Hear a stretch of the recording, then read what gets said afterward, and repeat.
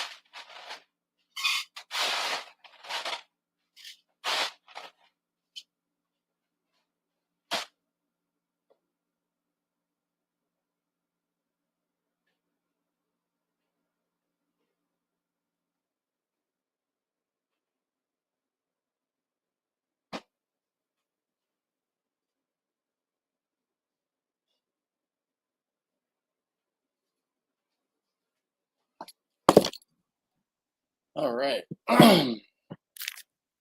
What up? What up? What up? All right. So, wait. We're forgetting the light. Come on. Yeah. Now I look much better. All right. So, how's everyone doing this evening? Hopefully everyone is well. All right. So let's see here. Let's catch up on the comments. Glenn, how you doing this evening? He was here first. So what's up, Glenn? All right. So we got a. This is not the typical moonshine. This is my guy hooked me up. He's like, this is vodka like. So we're I'm gonna say trying it because we've had it before and it is decent. It'll get you drunk. But throwing the energy drink in here with it. And I don't know if you can see on the counter there. I'm sure it's probably hard for you to see, but I have two briskets sitting on the counter that are ready to be cut up. Um, so if you guys want to, you can watch me work literally um, in the next hour, in the 10 o'clock hour, once we finish kind of talking about barbecue. So I'm not gonna, get too crazy as far as the liquor tonight, because not only do I have to cut up those briskets, I need to vacuum seal them. Mm. Hmm. All right, so let's get to the comments. Taco, ¿qué pasó, Taco? Buenas noches. Anyone seen Chris? Good, good. TJ says, good evening. What up? What up? What's on tap tonight? We got I just told you, We got the vodka mix and some uh the monster taco. No, no, no, no, no, no Malort shots. Unless. What up, Simon? How you doing this evening? Hector, what's up, man? He says it's time.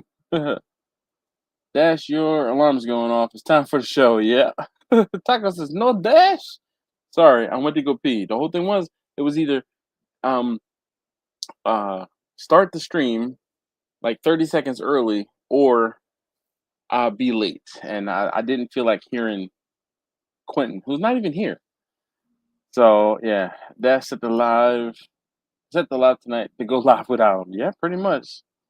Alton, what up, man? How you doing this evening?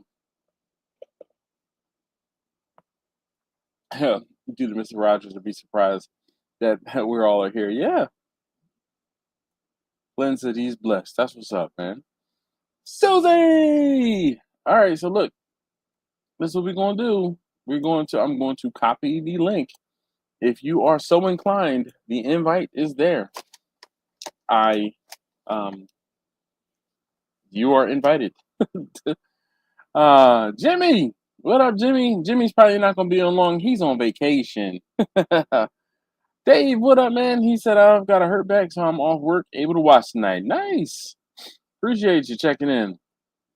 Smiley says, get well soon. Yes, indeed. What up, Steven? How you doing this evening? Uh, in the way. Another book bag. All right, so there's foil pan. There's two of them sitting out there next to the watermelon. Um, John, holy cow! What do we have? See, you know what? John must have heard me say that I was going to be cutting up some briskets live, and that's why he's on here. That's why he's on. John knows when to join us on the live stream. So Dash it clear in the sand tonight.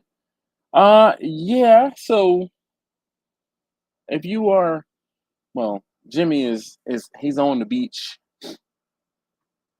The water is calling. Yeah, buddy. I can imagine.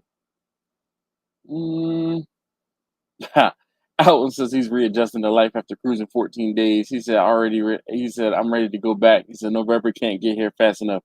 I definitely understand that sentiment. And our last cruise was 8 days, so it wasn't even as long as yours. So, but I wholeheartedly understand.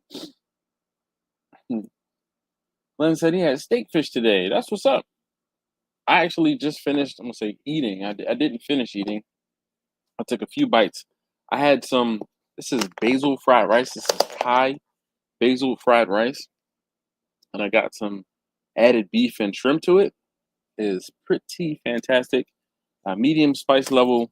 We're gonna dig in here and pretty good. There's a Thai place up the street from my house that's pretty good, and this is one of my favorites between the basil fried rice and drunken noodles. Mm.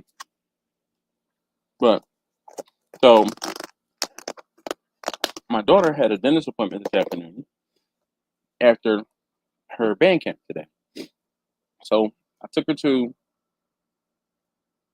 the band camp, picked her up, and came home. Totally forgot that the appointment was today. I thought the appointment was for 3:30. The appointment was for 3. We got down there, and they're like, "Oh, you were scheduled for 3." So the dentist was giving me grief about being there late, and I'm like, "Dude, I'm never late. This is I'm like I got a lot going on." But anyway, um, my daughter came home and she took a nap. So I woke her up from her nap because I'm like, "Yo, if you take a nap now, you're gonna be up all night long." So I said, "Hey, why don't you get up?" And my wife has ordered Hello Fresh, so we get some Hello Fresh meals every week. I said, "Hey, why don't you get up and make the Hello Fresh?" Well, in her half sleepiness, she thought I said I was cooking a Hello Fresh, and I'm like, "No, I wanted you to get up so that you would, you make the Hello Fresh because we're trying to, I won't say instill, but trying to get her to work on cooking in the kitchen." And the HelloFresh meals are a good way to help her learn how to cook. So I'm like, no, I said to you, I wanted you to make the HelloFresh because you were asleep, so that'll be a way to wake you up, to get you up. She was like, "Oh, that's what you meant. That's what you were talking about." So at 8:30, I'm like, "All right, well, I kind of need something to eat because I can't be, drinking." And so I went out, ran out real quick, and got the basil fried rice. Cool. So anyway, John said that's it. He knew I was gonna be doing something. That's why he was here. That casino didn't even talk to him before it got me. That's why I avoid the casino. Usually, the only time I really go to the casino is typically when we are on our way to a show and we're waiting for the show, and it's like, hey, here's that, and it's like I'm giving my wife $10 or $20. I'm like, here, go play the machine game, and she loses that real quick. So I typically avoid the casinos like to play. But how's everybody doing this evening? So Alton, he's well rested and vacationified, so he's probably not back into the swing of things. Though I think I did see you cooking some chicken yesterday, so you're not too I won't say unback, but too still on vacation. I have been I have some things going on.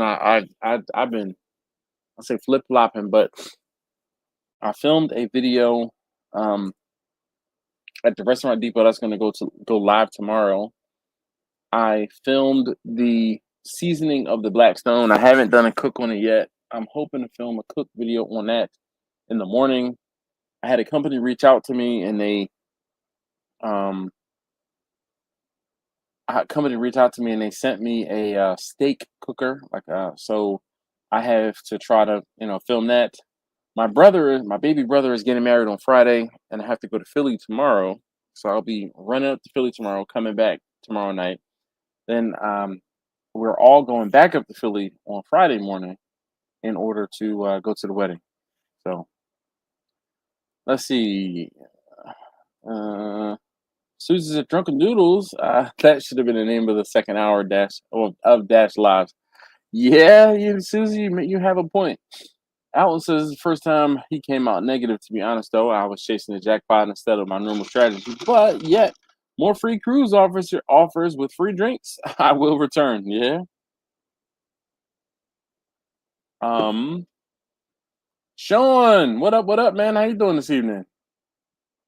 Let's see. It's a Bighorn, um, infrared propane grill. I know I didn't see you with one, Alton, but maybe they reached out to you too.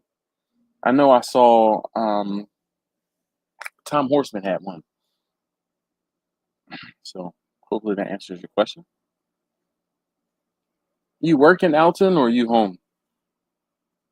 Derek, how you doing this evening? He said, "Hey." When I see the song, I think of that song. Hey, hey. Didn't like the vibe. I mean, it's it is what it is. They're paying me a couple dollars, so I said, all right, I'll go ahead. Actually, they approached me about doing a pizza oven, and then when whomever looked at my channel, they were like, we kind of think that you could be better suited for the steak cooker thing, and I was like, yeah. So still going to pay me the same amount that I asked for to do the pizza video as they would this steak cooker.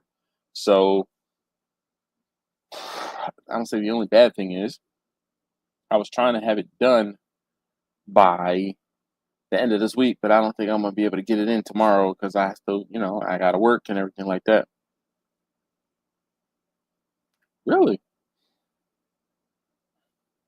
dude that I was talking to there seemed like an a-hole. I'm talking to a female. Somebody named Suki is the email that I've, you know, pretty sure it's Suki. Hold on, let's see. Let me go back into my emails. Yeah. Oh, Yuki. Ooh, I think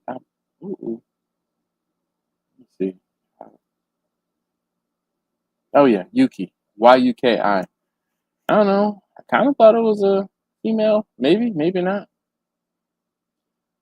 Look, I'll say it doesn't matter. They sent the thing out. I gotta just use it. So we'll see. Uh, Hold up! Oh my goodness, Patricia, how you doing? Hopefully all is well with you. Good to see you. I haven't seen you in the comments of the videos in a hot minute. Hopefully all is well.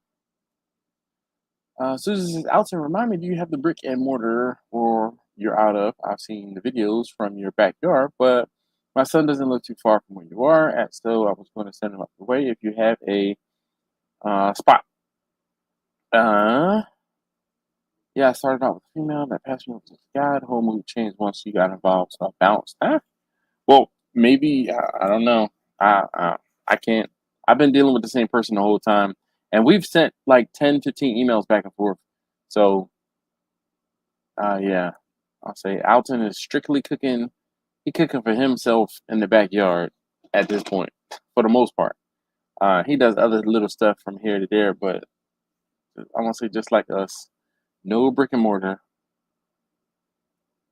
Patricia said having some Lone Star pellet smoker problems. Uh-oh, what's going on? What problems you having, Patricia? I mean, not that I've had very many problems, but I say if you say, I know I've seen some things and folks get some things taken care of. Why do I feel like there's a shadow here on my beard? I don't know. What problems are you having, Patricia? I mean, if I can help, I would love to. I actually had a instance where the um, cooker did not start, and it wasn't evident, but I started it, but the ignition didn't happen. At startup, it's not getting up to temp. I've had my smoker a little over a year now. Hmm. Um, my temp probe was dirty. Gave a faulty reading, cleaned it up, and back to running like a champ. Yep, there you go. There's a suggestion. So Alton said that he cleaned the temperature probe. Patricia said it's done it twice. Nice. Alton says, yep, exactly what he had. Make sure the probe is cleaned. All right. Bartolmigo. What's up, man? How you doing? He's a salt and pepper beard is why. Just like that awesome band. Oh, like salt and pepper, like ding, ding, ding, ding, ding, ding, ding, ding, ding, ding, ding. Patricia said it'll slowly climb up about 120 and it starts going down to 10. Okay. So Patricia, also make sure that you're not in the cold smoke mode, um because that is what happened to me when I first got the cooker. I pressed the power button on and then I turned the dial, and in turning the dial it puts it into a cold smoke mode versus a smoke mode. And what the smoke mode or the cold smoke mode does is it will, whatever the temperature you have it set to, it'll ramp up to that temperature and then just fall off because it like cold smokes whatever it is. It like sets the temperature, hits the temperature, and then turns everything off. So in order to see if this is happening, press the power button for the probe and turn the knob first. And then it'll change the mode, the smoking mode that the cooker is in. If you press the power button, turn the knob, it'll say like cold smoke or ignite. And ignite is what you need it to be in for like a regular cooking mode. And then when you're in the ignite, if you press the knob in, that's what starts the ignition for the regular cooking. James, what up, James? He said, sup, Dash. You can say hi to everybody else too. Don't just say hi to me. Say hi to everybody. um Patricia said I've cleaned the probe and it's not it. Sean said, I want an LSG bad, but they want all the money. Dog, it's worth it. It's worth it. Um, Alton says, mine, I had a bunch of YouTube guys over when it happened, of course, after I bragged about it being a Yoda killer. That's always Murphy's Law, right? Right? Wondering if the wood chips, even though I do not equal 1-to-1 ratio that Lone Star does. I am honestly kind of not afraid, but if it ain't broke, I'm not adding wood chips to mine. Like, oh my gosh, if I had $1 for every time someone said, "Why haven't you done wood chips? You need to do wood chips," and I'm like, "It's running fine without the wood chips. The smoke flavor is fine without the wood chips. I don't want to tempt fate. I don't want to tempt fate." So Taco says, "Salt and pepper here." Ding, ding, ding, ding, ding, ding, ding, ding, ding, ding. Alice says that was the next thing I was gonna say. Dash. Sometimes people enter cold smoke mode and don't realize it. Yeah, buddy. Um, I fought and fought and fought with the damn thing for a day, and I finally was like, "All right, you know what? Something has got to be wrong. Like, there's no way this thing came off the pallet and it's effing up." It was probably me. So I called Ricer and he's like, "Listen," he's like, "Dude, if you're having a problem," he's like, "turn the whole thing off, reset the whole thing, go back into," and he's like, "Make sure it's," boom, there it was. That's exactly what it was. And every time I see someone say the same thing, it hits a certain temperature, and then it just drops off. That's cold smoke mode. That's cold smoke mode. Um, Patricia says, "Okay, we'll check," but in the app it says igniting, but the auger speed is only at 6%. That seems too slow speed for startup. I think it's one of those things where the app is going to read one thing and the controller or the board might read another. But there could also be, I mean, that's the next thing to try. It could be a problem with the auger. It could be a problem with the fan. It might be one of those instances, Patricia, where you might need to clean all of the pellets out and just put I won't say put the pellets back in there, but maybe there's some sort of jam inside of there that is causing the auger to not work at 100%. Being that you see 6%, I think it may be a cold smoke issue. He said potentially. Yeah, Alton says potentially. James, thanks, James. I don't want anybody to feel left out. That's okay. We are in an inclusive space. Okay, inclusive space. So, but what's everybody been cooking? Everybody been up to? Patricia said, "I think I'm going to empty out my hopper and go back to no wood chips." I'm just Patricia. You know as well as I know, I got this thing to help me with my catering, and I know you're cooking for catering, and it's like, listen, the last thing you want to happen is when you're like, "Oh, I can depend on this thing. I can do this. I can do that."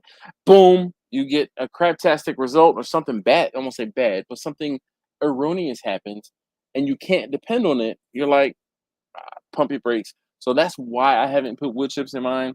But yeah, Alton says between the cold smoke mode and that manual feed mode for when you run the pizza oven or grill steaks. Yeah. Bebop salt pepper mode is a fun one. Okay. Patricia said, "I will try these fixes starting tonight." I love the smoker. I love that you love that smoker because I love my smoker too. I really, you know what? I mean, not for nothing. I wish Chris was paying me for everything that I say about the cooker, but honestly enough, I really do believe in it. And I mean, listen, I mean, like I said, I wish he was paying me, but he's not. So I'm saying what I'm saying because it's the truth. It is a dope smoker. It is fantastic. I mean, I cooked on it today. Alton said before cleaning out the unit, I would make sure that number one, you aren't in cold smoke mode, and two, you aren't in manual pellet feed mode or manual auger mode. Manual feed, you have to set the percent for the feed rate. Yep. Okay, Alton, going to go outside and try it now. Thanks for the help, guys. You're welcome. Oh, what up, man? Delta Sim Pilot. He says hello, Dash. Good to see you. Good to see you too, man. Thought you owed me some money. You've been ducking me. I haven't seen you in a while. Where you been? Where you been? Huh? No, Patricia said it's a $5,000 smoker. I love it like I love my grandbabies. I don't have any grandbabies, thank goodness. Let me just knock on wood. Okay. But I mean, I completely agree.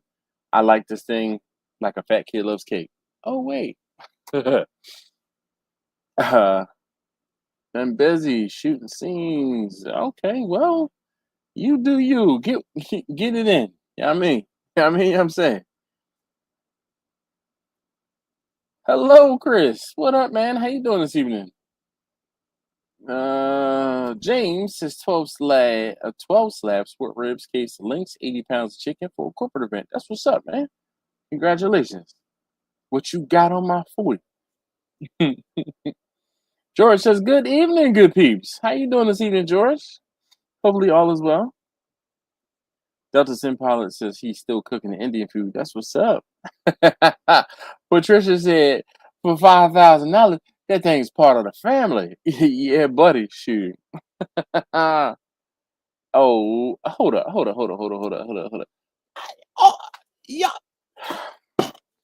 Dog. Sean. First, don't let Alton and Johnny, because Johnny is another one. No, Alton wasn't a fan of the lamb. Johnny wasn't a fan of the salmon. But we're talking about, old stuff. So Sean said he put some salmon on the grill yesterday for the first time. What? Sean, dog, ain't you done seen enough of me cooking some salmon? And like, salmon on the grill is absolute fire. Fire. Alton says, have you ever seen pork picanha, bro? I hit up Wild Fork in Houston on the way back from the cruise and they had them. He said, blew my mind. Had to get them. Well, I mean, the pork picanha, the cut is the cut. So, I mean, there's pork brisket too, dog. It's just not as common. So, I guess I'm waiting for a video to see how pork picanha turns out. Grumpus says, hey, Dashing everybody. What up, Grumpus? How you doing this evening? Grumpus, I need some smaller stickers, Grumpus. I don't have any small stickers. I have a new water container. So this is like my water container graveyard back here.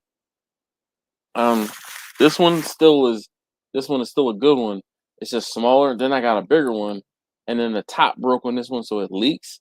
And then during Prime Day, I bought a Yeti one, and bruh, that one is fantastic. But I've been putting stickers on it, and I'm like, I don't want to throw all of the stickers that I have on it already. So I need some new stickers, Grumpus. I know Grumpus, but I need some small stickers, Grumpus. Grumpus has like full on bumper stickers. I need just like a little Grumpus sticker.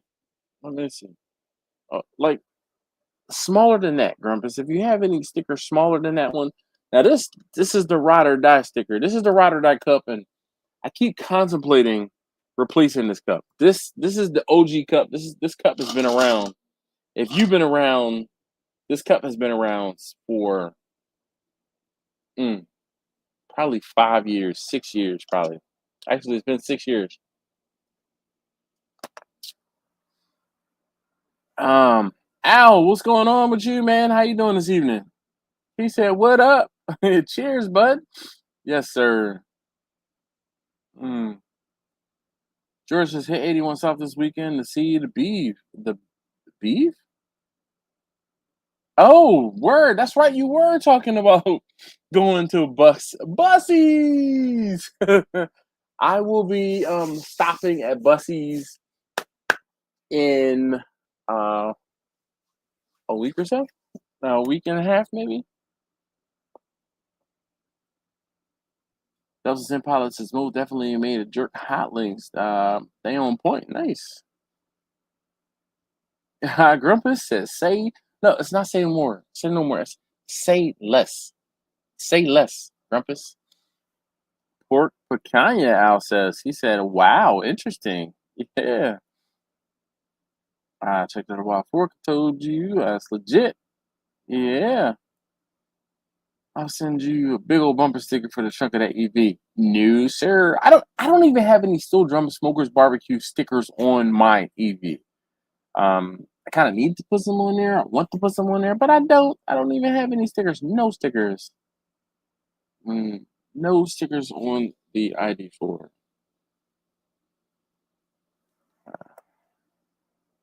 Hmm.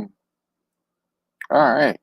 Oh my goodness, we are half an hour in, and I want to say we haven't even started talking about barbecue. But let's see, what have I done recently? Oh, like I told you guys the recent, I won't say cooks, but the videos I've done. So I did a video because I went into Restaurant Depot with the expectation, but I went into the Restaurant Depot with the hope of getting brisket. Then I saw the price of the brisket, and I was like, I'm not getting a brisket from here. And then I was just like, all right, well, you know what? I'm here now. I'm just gonna walk around the store. And then before I left, I was like, well, I'm already in the store. I might as well just go ahead and get it. And then afterward, hindsight being 2020, I realized I spent an extra $25 on brisket. I won't say that I didn't have to, but yeah. Um, huh. Eastwood says, yeah, that's a good idea, Dash. You would definitely overweight that Matchbox if you had stickers on it.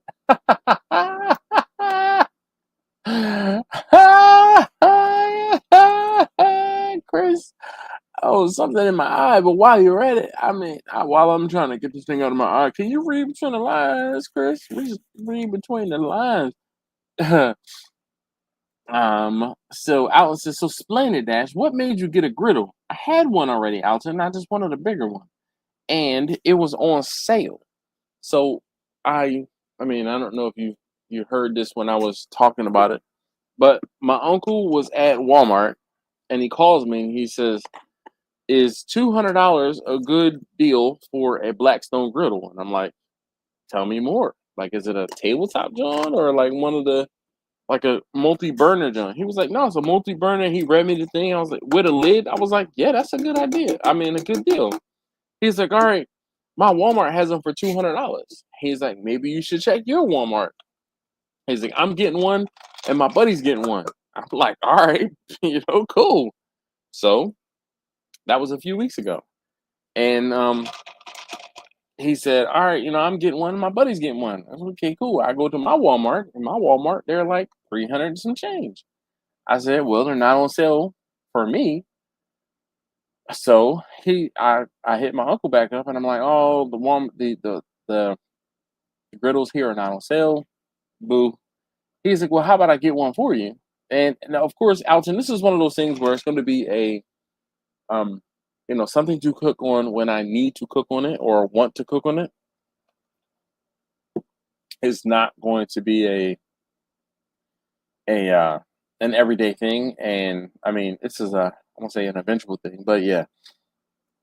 I was telling my wife, I said, beef prices in particular, pork prices, chicken has gone up, okay, but beef, obviously since COVID, beef prices and all right. I know I'm about to say what I'm about to say, and I'm sure there are those of you who will not understand this. Specifically, all of you who live in Texas. I had to pay almost $6 today for brisket. Choice um choice brisket. $6. Almost $6 per pound for choice brisket.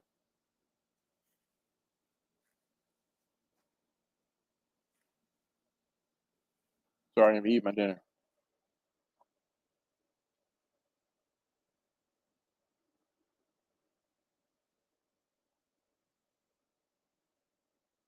Hmm. James says, when are you coming to the West Coast? Funny you should say that. Um, my wife is actually on the West Coast now for work, and it just didn't work out where I could go with her. But James, where are you on the West Coast?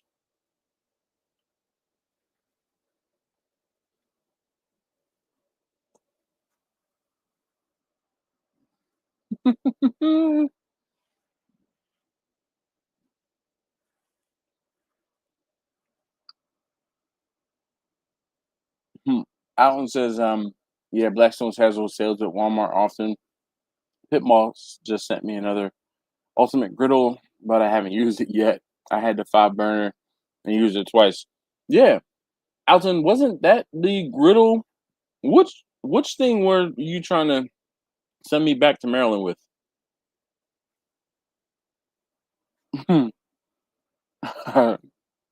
Taco says, there he is.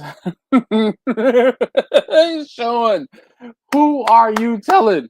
Yo, I will be completely honest. I saw um the mm, why can't I think of the name of that charcoal? Oh, the Good Charcoal Company. The Good Charcoal Company right now at my local Sam's is $3 off per bag. I'm like, that's not enough. That's not good enough.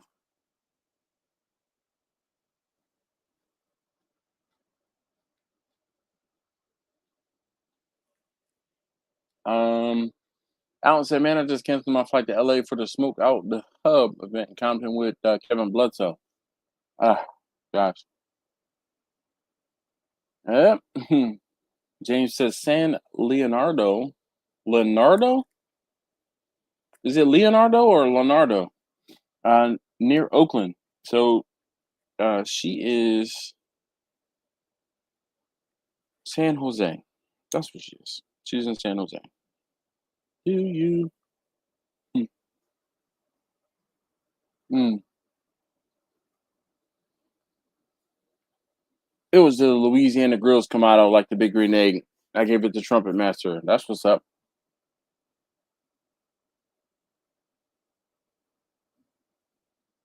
Having a big ass griddle would make me want to open up a taco or hot dog stand in the backyard and just get drunk on the weekend selling to folks who stop by.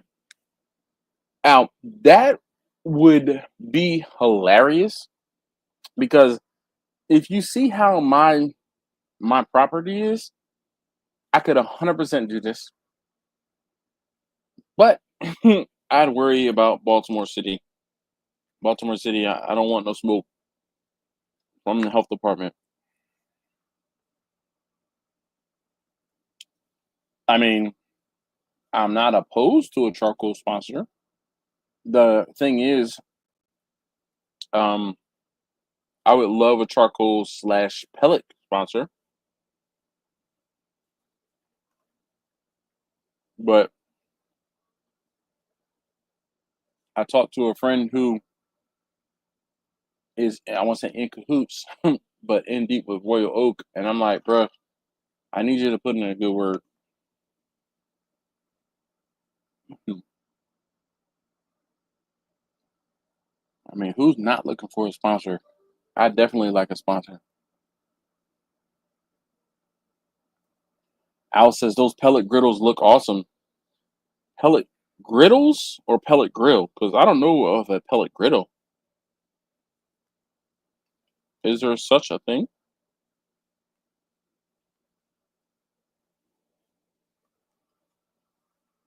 Hmm. Yeah, exactly. So Simon said, I need a wood charcoal sponsor. Hmm. James says he works in San Jose. Yeah, well, she's out there for work right now. uh, Look, Sean said, could use an ammo sponsor. Me too, dog. Me too. The one good thing is the fact that I work at the range and I get my ammo for at cost or a little over cost. And one of the other things too is I have fantastic customers. Mm. One of my customers, or set, a pair, mm, a group of my customers. They come in and I help them point blank. I let them shoot my stuff. I let them shoot. I help them shooting other things. I give instruction, and they're very grateful. So I had a customer um, donate a case of ammo as a tip.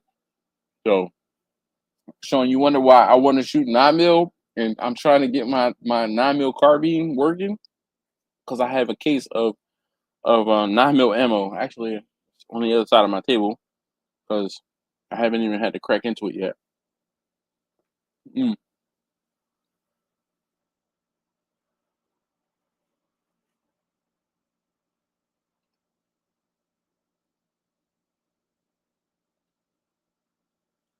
Alton, at the time,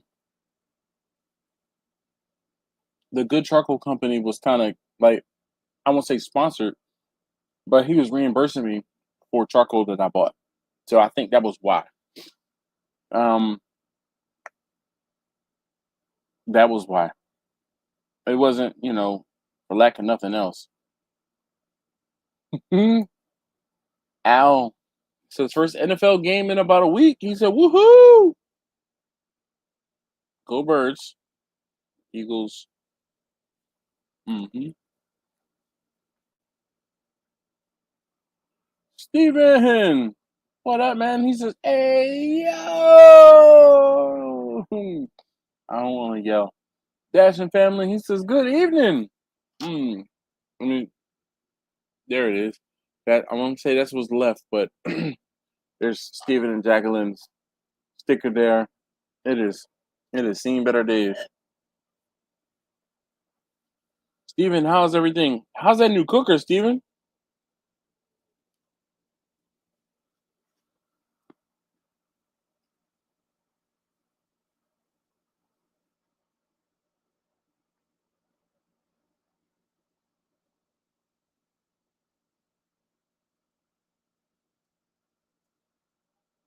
I'm still fishing for somebody to join me on the live stream. Hmm, man.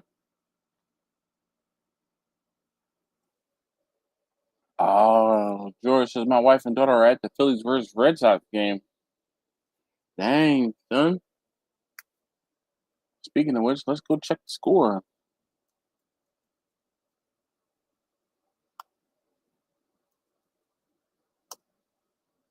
Oof, they're tied right now. Looks like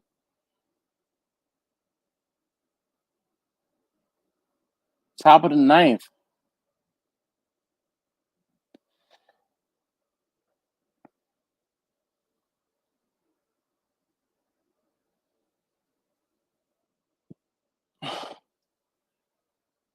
Let's see. I'm gonna flip to watch it on ESPN.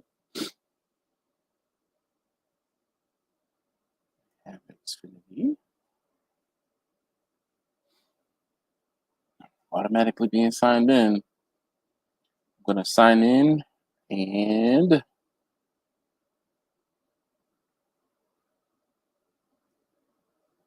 get some sound.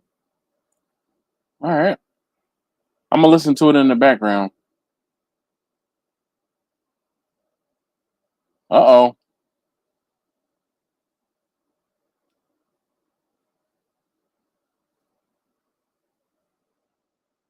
Ooh.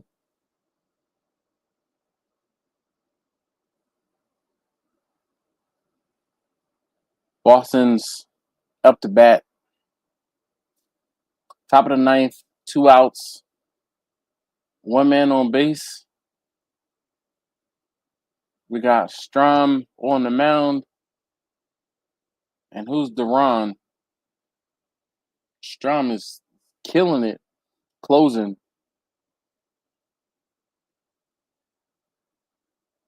All right. Let's get back to the KB. What up? What up? How you doing this evening?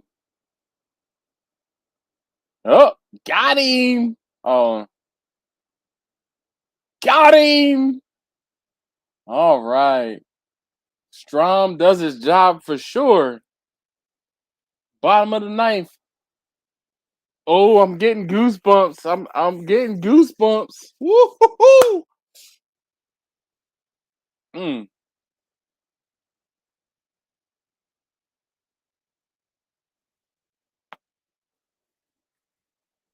All right. So Phillies are on the comeback mode. Mm-mm-mm.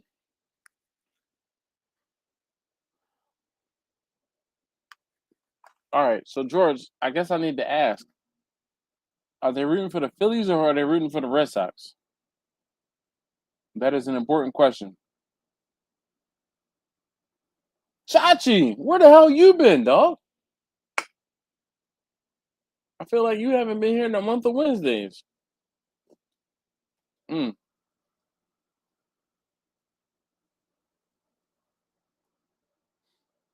Huh.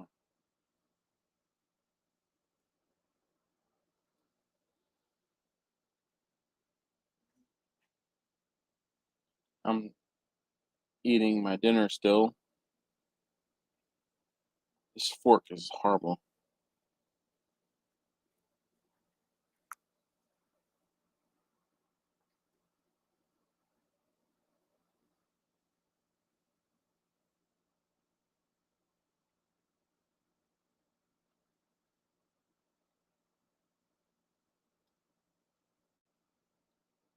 Chachi said he learned to block out his haters. That's what's up, man. Loiters are gonna Lloyd though.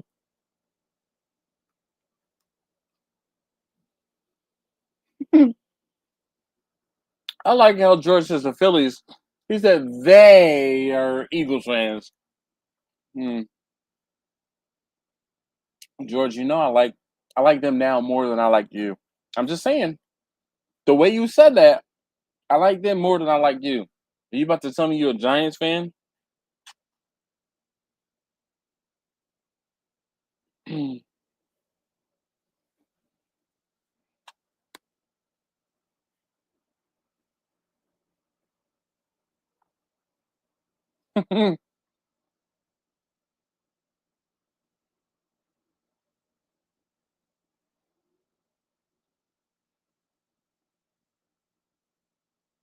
All right, let's see.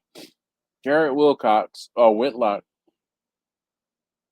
is bottom of the ninth, 6-6.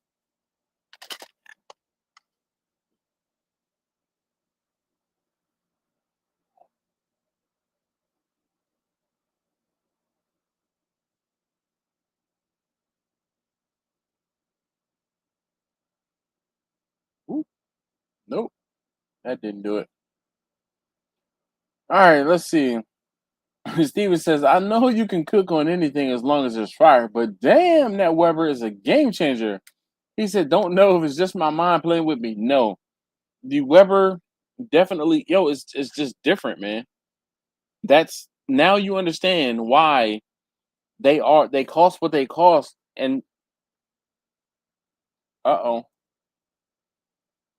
nope, sorry, Max Kepler hit one, he fly out to center field.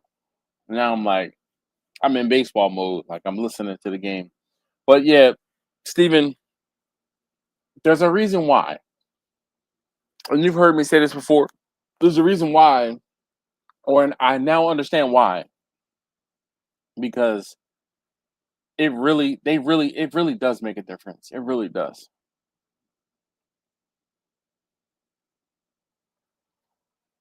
Panthers. Ugh.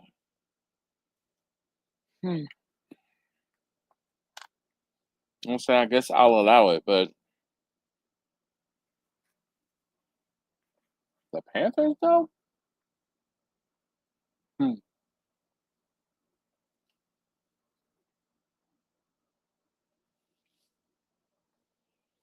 All right. Hmm. Hmm. Golly, we got another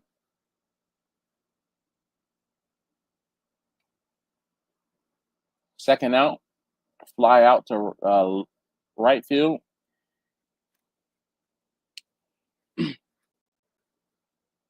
Bryson Stott up to bat.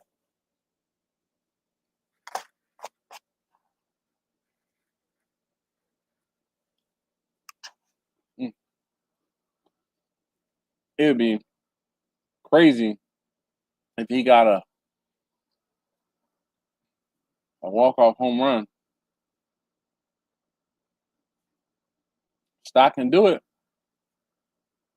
He's apparently he had a kid today.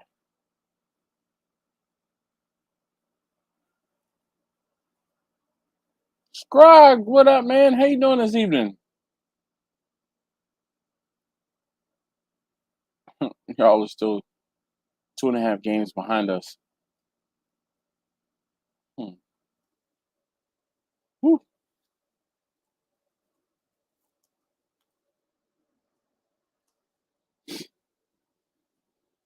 But in the National League East, no.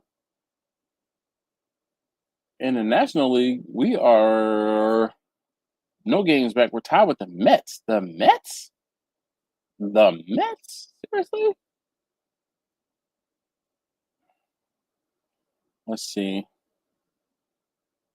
Standing American League.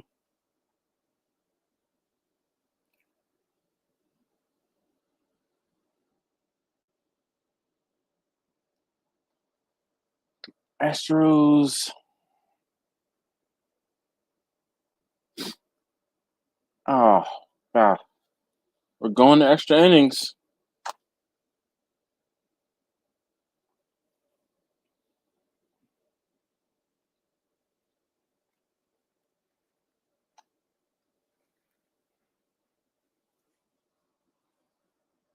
All right, let's see here. Let's check the standings again. All right, so the Astros 5.1.58. Yeah, so the Astros are up there, and the Phillies have a slightly lower win percentage, but still, in the National League East, we are atop the National League East. So, yeah,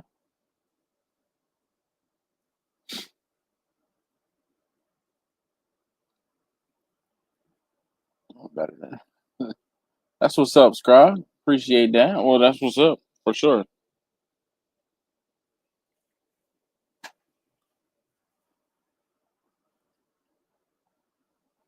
Seriously, George, the Mets, the Mets, the Mets. Oh my gosh. Oh,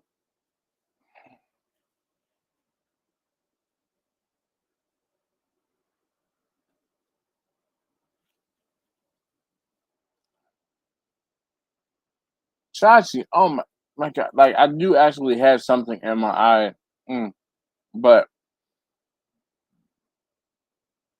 mm, man. Mm.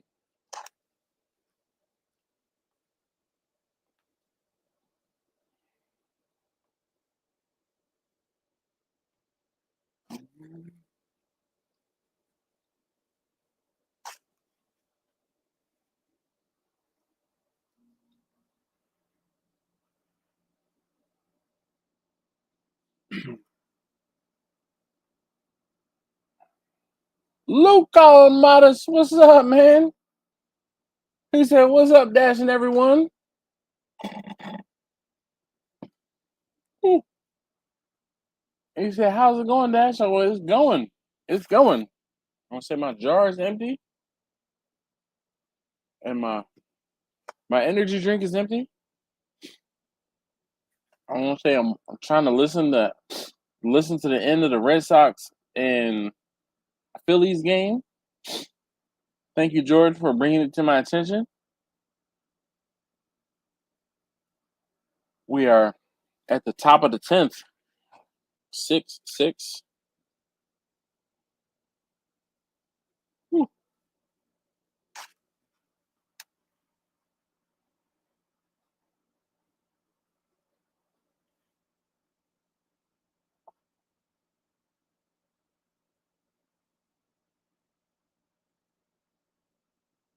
Patricia said, "Update. She was not in cold smoke mode. She's now running perfectly. What the F? 14 minutes running, and she's up to 190 in running mode. Ah, but just maybe there was something stuck in the auger. Have you turned it off and turned it back on? Uh, I work in IT, and sometimes there is no reason why things didn't work, and then it does work. Unfortunately,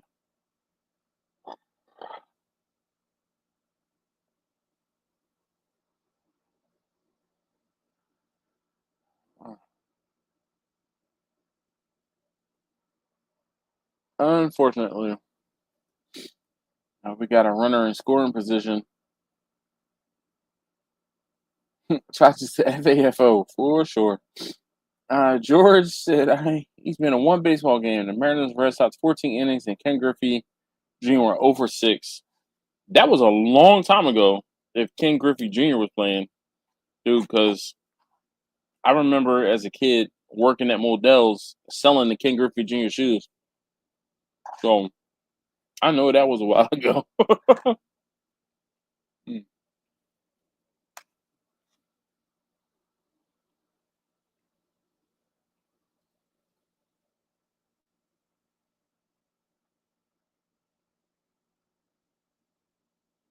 Dexter said, "Go Birds! They gonna destroy the Cowboys on the season opener." Yeah, Patricia said, "I get that. Tomorrow I'm gonna try a total clean up inside and out, and hope for the best." James said, "I want to buy a vault. Any recommendations? Like a pew pew vault, like a pew pew safe, rather, uh, or a smoker vault, like a cabinet."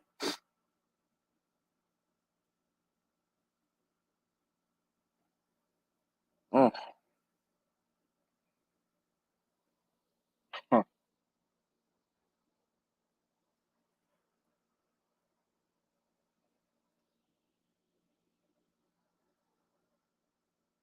Chachi said, "Poor Dexter."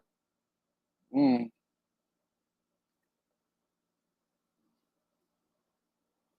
poor Dexter. I know.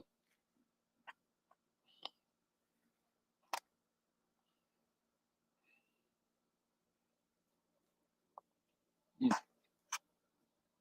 mm. Oh, come on! Damn it. Boston is up now. 7-6 in the 10th. One out. Ah,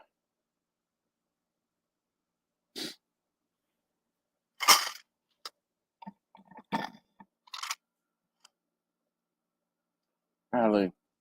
A single down the third base line. Keeps it fair. Gosh. Say it is what it is. Mm. James said, barbecue smoker. I'm a big fan of the Lone Star Grills pellet cabinet. Golly, freaking horsefly. Mhm.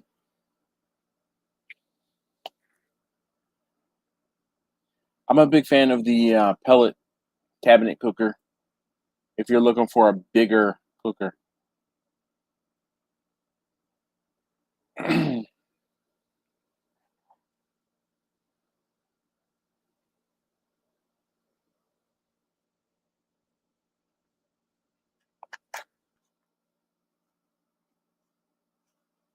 Mm.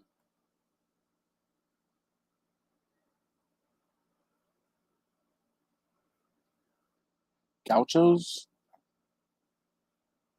So James, so James is on the West Coast. Um, you will have to pay to get it shipped out there, but I'll say it's worth it.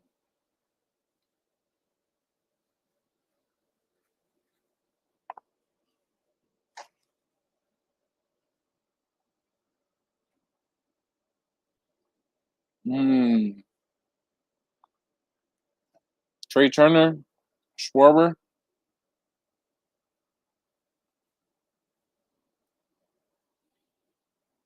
coming up.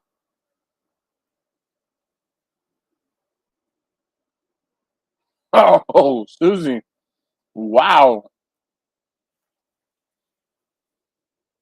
Oh my goodness.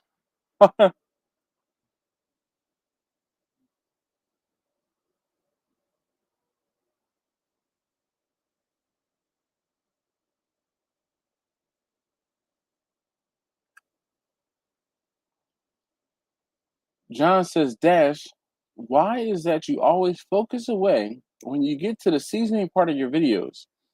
Because I'm not telling you what I season my stuff with. Smart ass. And you know what's funny? The video I did with the oxtails, I did show you exactly what I season stuff with. Because, all right, bottom of the 10th, Boston is up 7-6. All right, so yes, John, I don't show you what I season with when I'm doing customer cooks. I mean,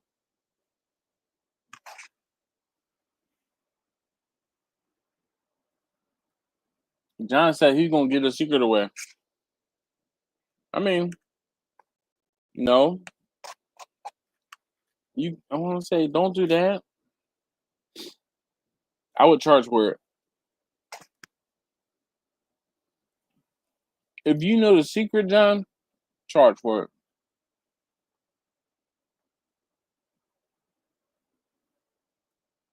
Hmm.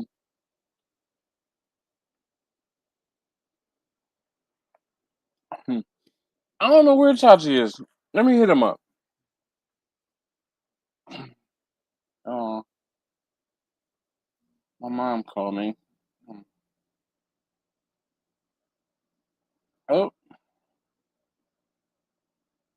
oh, see, Sean.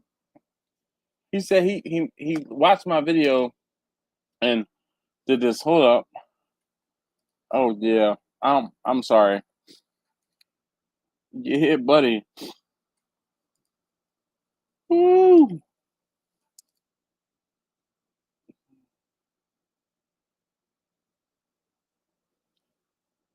Here I am giving Sean grief, and he was like, "Yeah."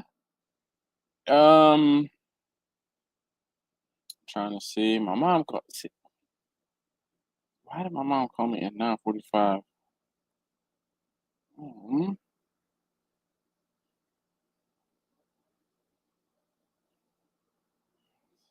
Missed a call. Mm, mm,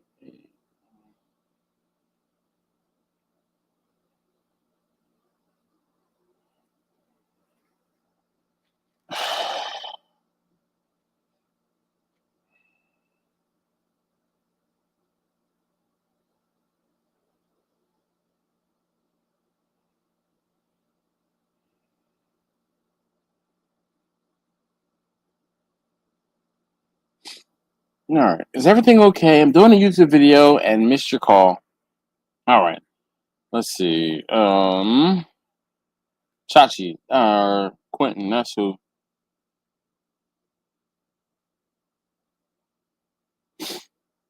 All right.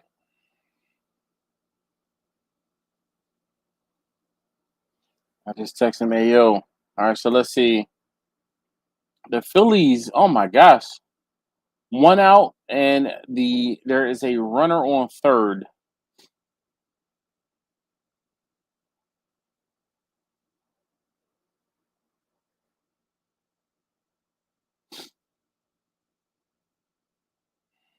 Chachi is looking for you.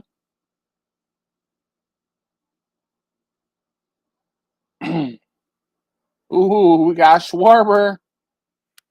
Schwarber's at the plate.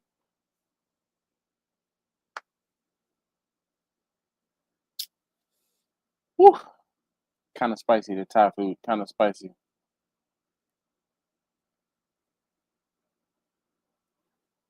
Uh, yo. Well, Schwarber. Let's see what he does real quick, and then I'll get back to the comments. Oh, Schwarber. Base hit. We are got a tie game. 7-7, bottom of the 10th. We got Bryce Harper up. Or let's see, who's up? Ooh.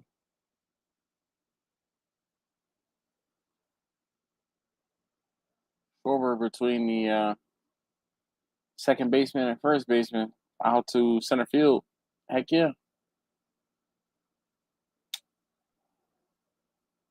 Let's see. Bryce Harper's up the bat. Big bat Bryce always comes in clutch. Oof. Inside, ball one. Doesn't matter if they know how much you. They don't know how much. Yeah, it doesn't matter if they know what you put into it. They don't know how much. That's a good one. John says, "How about we bang the like button?" Sure. TJ says, "Don't forget to cut the briskets." So I haven't forgotten. Trust me, they are looming over my shoulder. Neil, what up? How you doing this evening? I feel like I want to watch the end of this game. We got Big Bat Bryce up to bat. 2-1 pitch. Big swing. 2 balls, 2 strikes. It was low. Low, low, low. He chased it. He didn't get it though.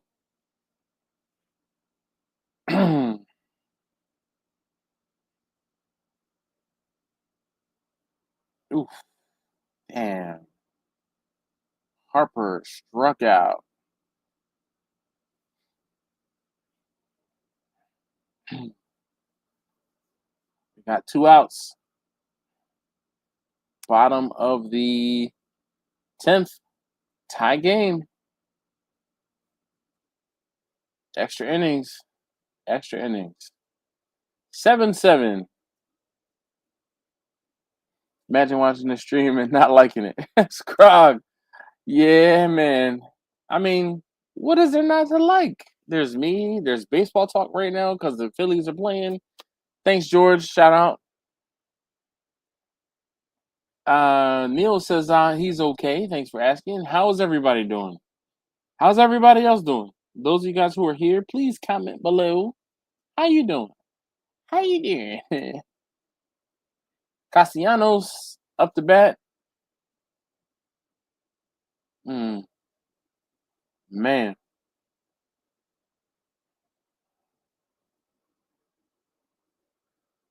Oh, goodness. Castellanos is looking for a home run.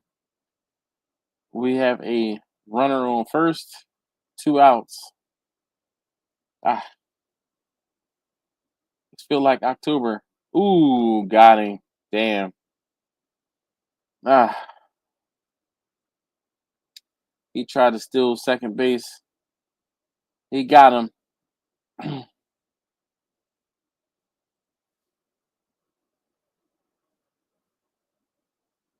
Mm. All right, we're going to the top of the 11th. Question for you, Dash. Why do you think they had so much turkey bacon at Restaurant Depot and no real bacon? So first and foremost, TJ, thank you so very much for watching.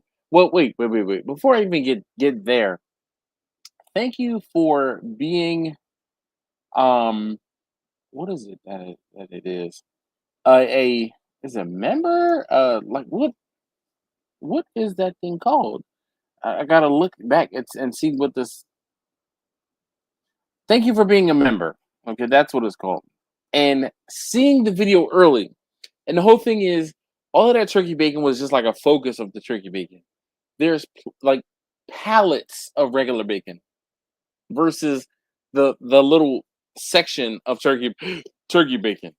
So there you go. Yeah, yeah. Thanks, Steven. A member. So I was able to. I put the video out there for the channel members today.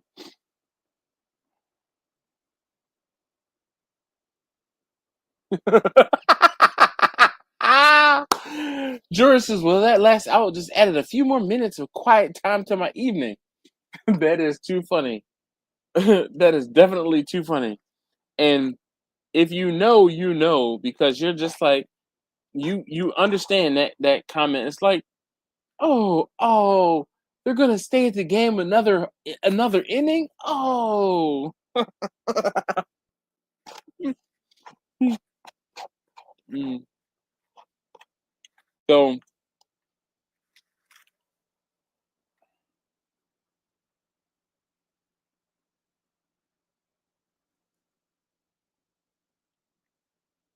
TJ's comical. He says, yeah. Keep telling yourself that the real bacon is on the pallets because they can't keep the shelves stocked.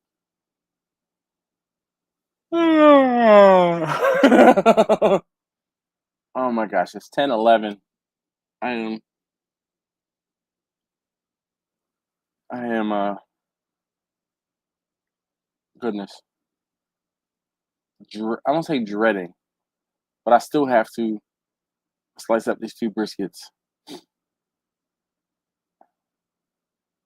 Oh no. Oh no. Foul ball. Oh no. Foul ball. I don't even know who that is up the bat. The Braves, I guess.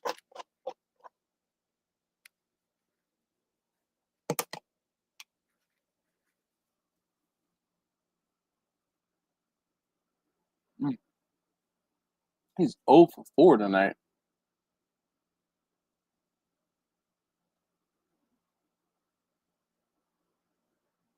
Runner in scoring position on second.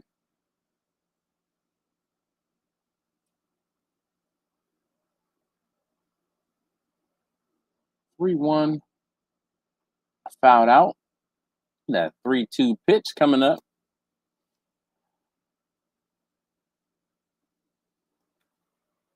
All right. I definitely do appreciate you, TJ, being a member and watching the video. If you would be so kind as to watch the video another time or two, that would be fantastic. I'm just saying. So usually at this point, for those of you guys who are here, I will show you, or I won't say show you, but we're going to put it back into unlisted mode. And I will copy the link for those of you guys who are here. You can watch the live stream, or excuse me, not the live stream, watch the video for tomorrow. I have to figure out how I'm going to set my cell phone up, I guess, to show you a second angle of me cutting up this brisket. But I want to wait till the Phillies game is over before I go in the kitchen and set that up. So if you guys would be willing to, I'm going to say wait.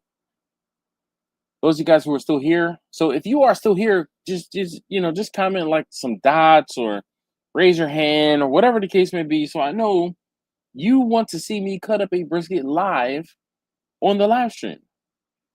Live on the stream. How about that? But I really want to wait till the Phillies game is over. We got one out and a scorer or a runner in scoring position at second base. Phillies never make it easy. George, you can say, I was right there with you at the game because Dash was watching the Phillies game live while doing a live stream. Again, we are at the top of the 11th. 2-1 pitch coming up.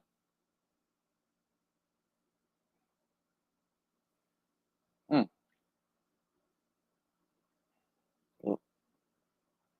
2-2. Foul ball.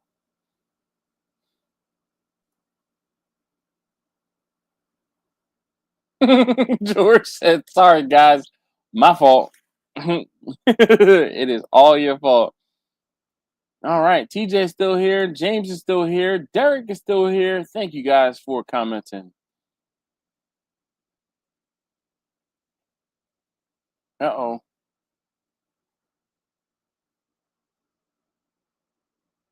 Ah.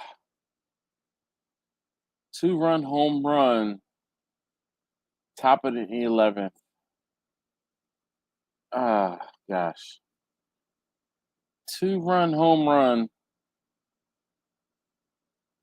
Hmm.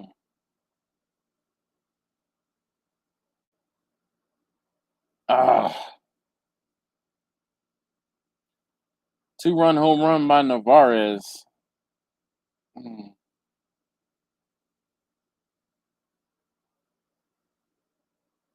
Oh, that was inside. No, I think that might be ruled as a double. Let's rule it a double.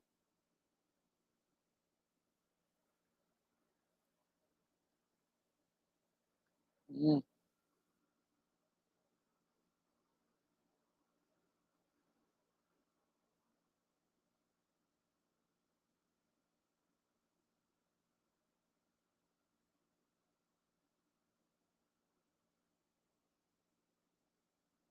We're watching the review right now. Ooh, that went off a fan. That went off a fan. That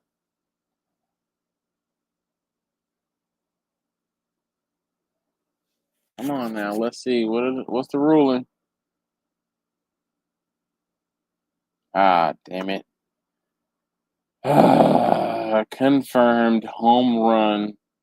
Blah blah blah. Chachi, what?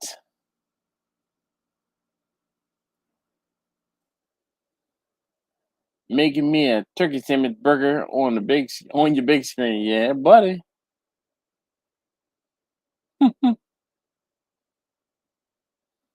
Hmm.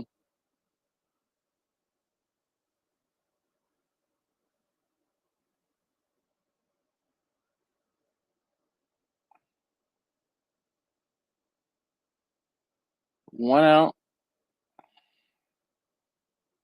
2-run lead. Hmm.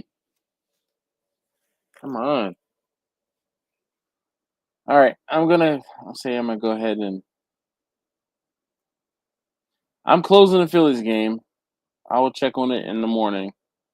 Or if you guys want to keep me updated on who is doing what.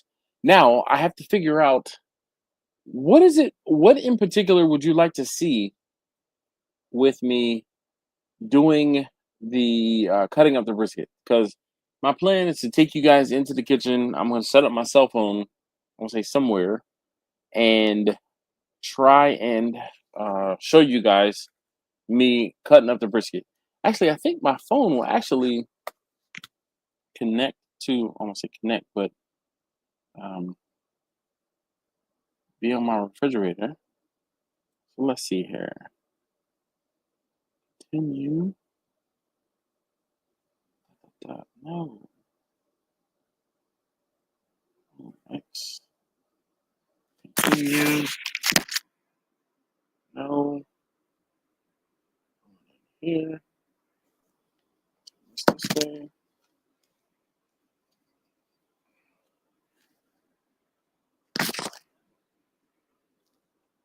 Mike Checker. Mike Checker. Studio. All right.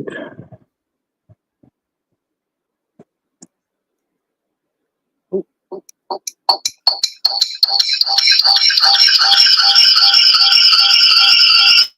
Sorry. Okay, let's see if I can do this. I'm gonna try and put my phone on my refrigerator. Yo, damn it. Yes, it works, but it doesn't work. Yes. Yeah. Would you look at that? All right. So hopefully you guys can see me okay. All right. So you can hear me. I'm not going to be able to respond to comments for a while because, as you can see, I am in the kitchen. So I'm going to remove the other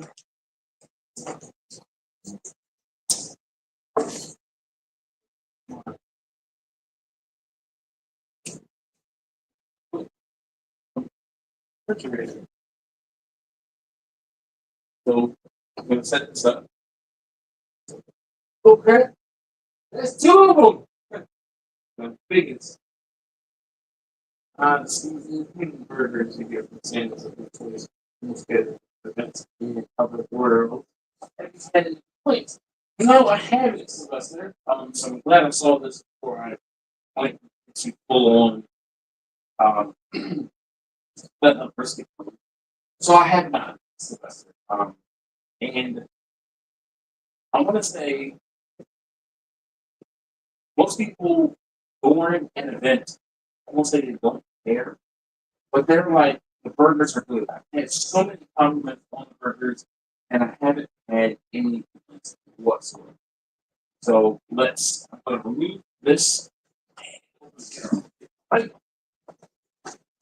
I'm going to get set up.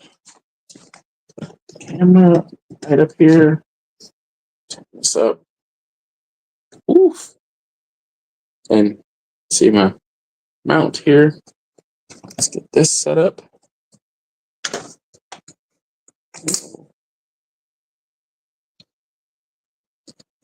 So you guys have to give me a moment or so to get the camera. I'm trying to get the camera set up on the refrigerator. So, oh, I need the mic.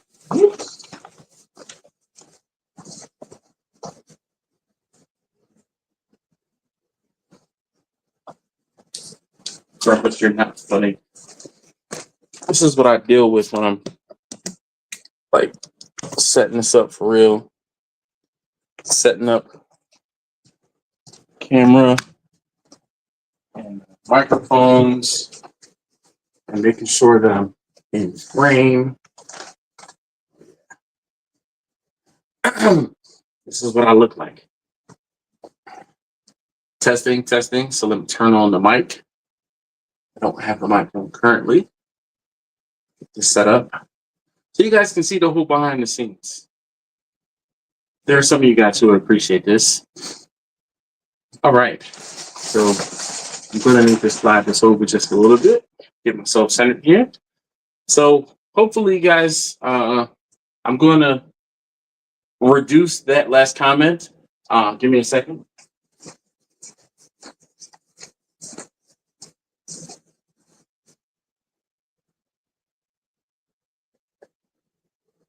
Oh, yeah. Thanks. So, Grumpus, to be honest, I want to say the microwave door is behind me, but I will crack the door. The problem is I can't, it's still going to reflect the light the way it's going to reflect the light. Luckily for me, the camera is a little higher of a perspective than my phone, which I'm doing this on. And because of that, the reflection is not the same. So the next step is I'm going to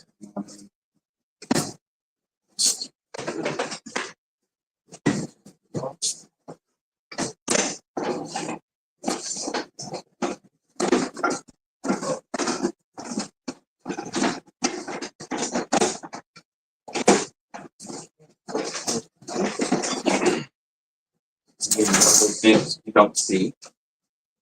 So get my knife out, But thanks, Rumpus. Let's get my fat separator out.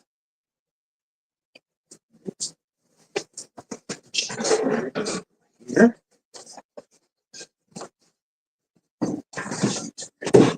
Here. Here.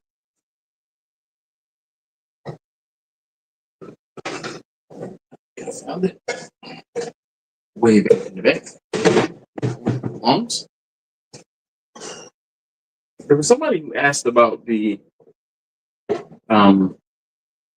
brisket board that I used not too long ago. And I'm getting ready to pull it out now because I have 2 briskets I need to cut up. I'll put these briskets in the end of the island here. All right, and let me go get the brisket board, and then I'm going to start the video.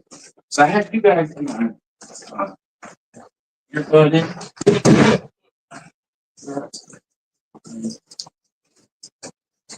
Oof, this thing is huge. It is fantastic.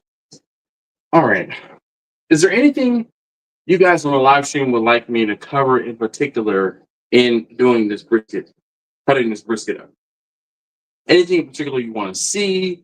Anything in particular you want me to, I want to say, but I'm going to try and, I want to say answer your questions, but cater this video to you guys who are on the live stream so that when you see it, I won't say when this video plays or when the video goes live, it will be kind of like a thank you to you guys who are on the live stream. So I'm going to go back and check the comments real quick, and you guys tell me what you like me to see or say. This.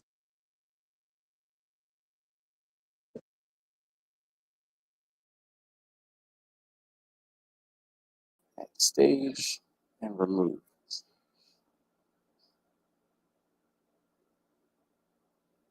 Take 1 in action. All right, Steven says cut. You're good in front of me. Yep. So I'm hearing myself over there because it's out loud on my phone. Grumpus is laughing.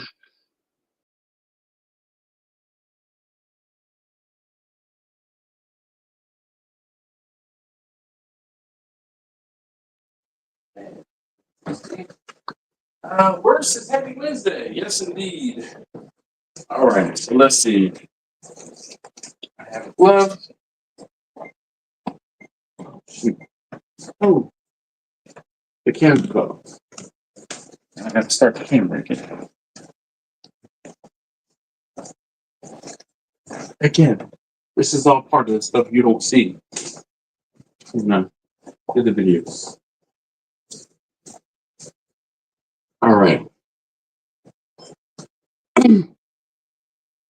Hey, yo, this is Dash, and today you are joining me back at my island at the cutting board, and I have the brisket board here.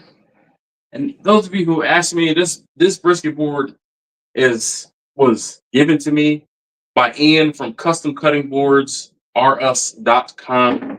Head out to customcuttingboardsrs.com. Hit up Ian. Get yourself one of these brisket boards. You guys will see that this brisket board is big enough for me to cut 2 briskets on at the same time. So I have these briskets here, and they started out life as just under 14-pound briskets. And I have the arrow on here, and they've been sitting on the counter for a few hours. And because it's kind of chilly, I have some fat starting to gel up. So it's getting solid like, but there's brisket number 1. And we're going to pull the fat off. Let me actually get this into where you can see it.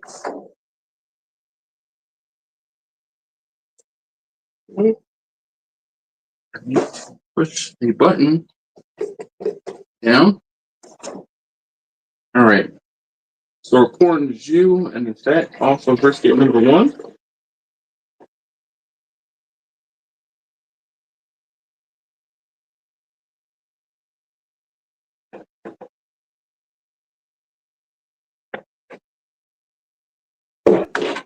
And we have that brisket on the board. Brisket number 2. Also was just shy of 14 pounds. One was bigger than the other. I'm going to get this onto my cutting board. Let it drip for a second.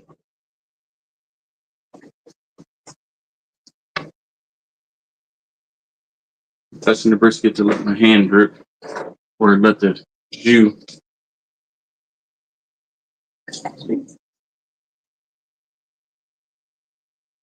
All right. Both of the briskets filled up the fat separator. Perfect. I'm going to get this off to the side, and you guys have seen me in videos in the past get the fat and the jus separated. So I'm just going to leave this behind me, put that behind me, and we will revisit that later. All right. So first and foremost, I'm going to come in, take my knife, put it in between the two muscles, between the point and the flat. I'm going to separate the point and the flat. I'm going to kind of get this done. So this is the point from the first brisket. Same thing, come across. And you guys have seen my stance. I will never take a knife and cut the brisket from the top here.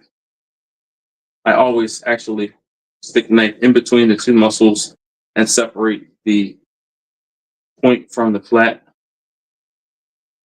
But you guys also saw me cut a lot of the fat out of those muscles or out of the muscle. I'm going to turn these over.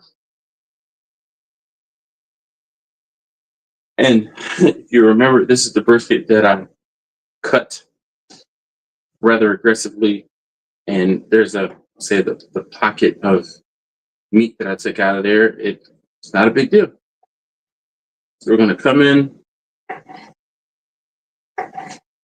slice these, looking at like 1/8 of an inch slices, trying to get them pretty thin.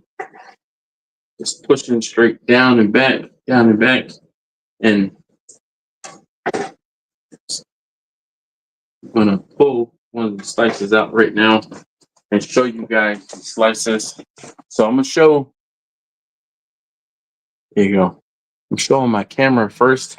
And if you don't know, I do a live stream every Wednesday night at 9 p.m. Eastern.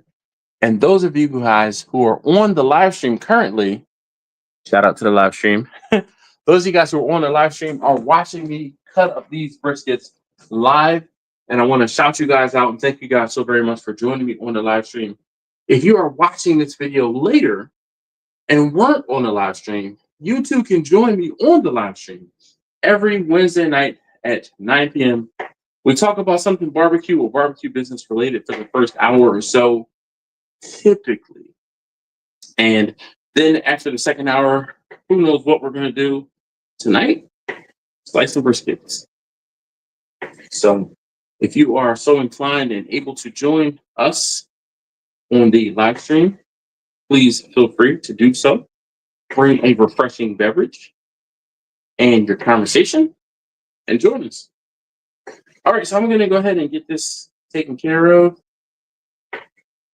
This brisket has been sitting here for longer than I would have liked it to because of the fact that it finished prior to my live stream. And I did a live stream for an hour and some change before I started slicing it up.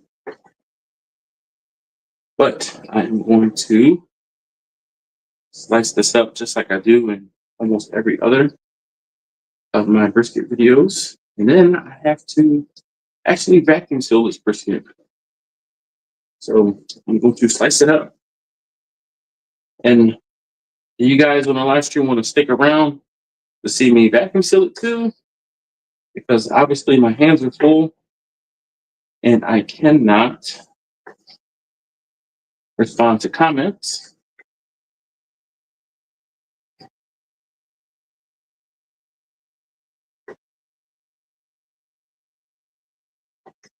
But I'm just going to kind of keep at it. One, Almost done. This is the flat that I'm cutting up currently.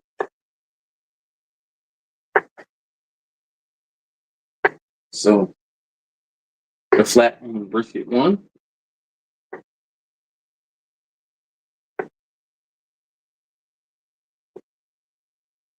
And I tell you guys all the time about how, because I'm typically doing briskets for catering, I cut the briskets up into smaller pieces. It makes it a little easier. We're doing different things, so I'm going to come in and cut this brisket up into, or the flat up into thirds. So the serving sizes are a little, serving pieces are a little smaller.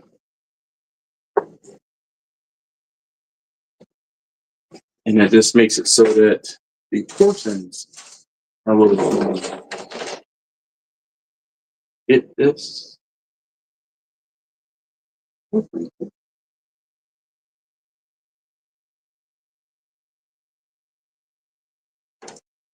It's a pain.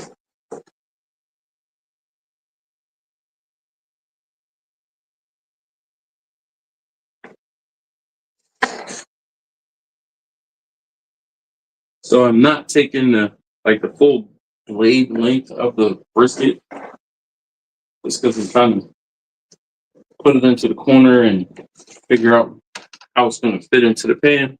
So then I can pick up the rest of the pieces here. This is the middle section, get it into the pan, and then the far right, get it into the pan. And I'm going to move over my other flat and do the same thing against the grain.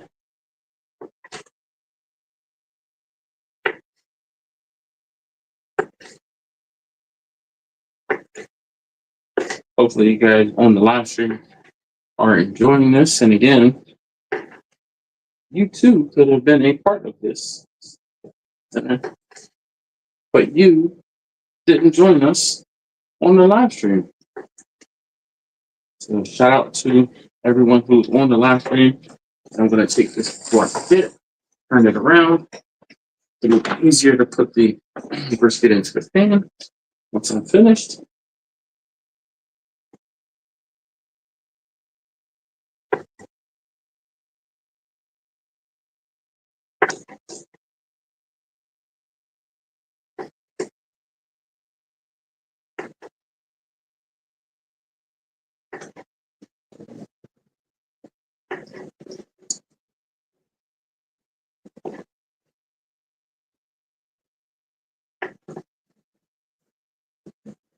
So again, this was two whole briskets that were about 13 and a half, almost 14 pounds each. So between the two of them, we should probably yield close to a little over 14 pounds of brisket.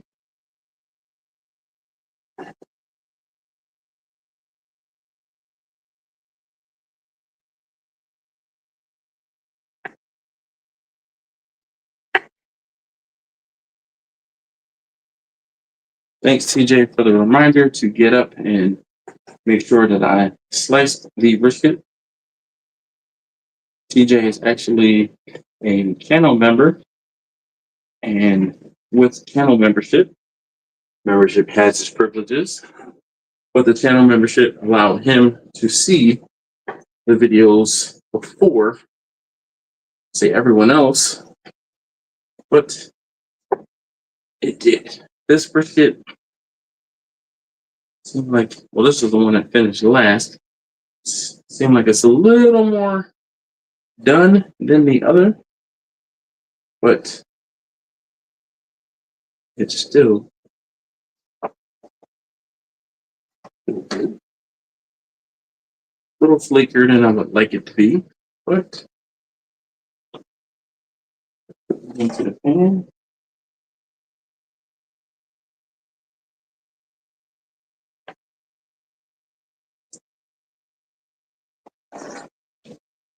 So this brisket is also going to be vacuum sealed. This brisket is from my uncle's neighbor, and you guys have seen my uncle's neighbor. She has come down with my uncle to collect, but to get brisket from me. They came down a few times during COVID. I got brisket. So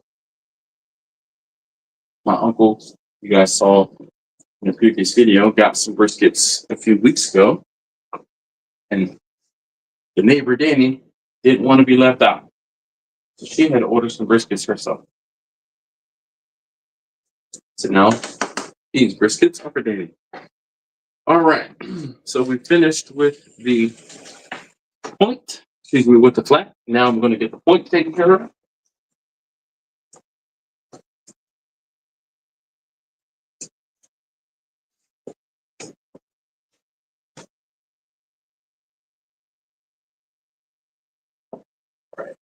So first thing, always square up this piece of fat here. And there's very little point left on this. So we'll stick it off in the corner. I'm gonna come in 2-inch sections, 2-inch sections or so with the grain. And then I'm gonna come back again and cut against the grain.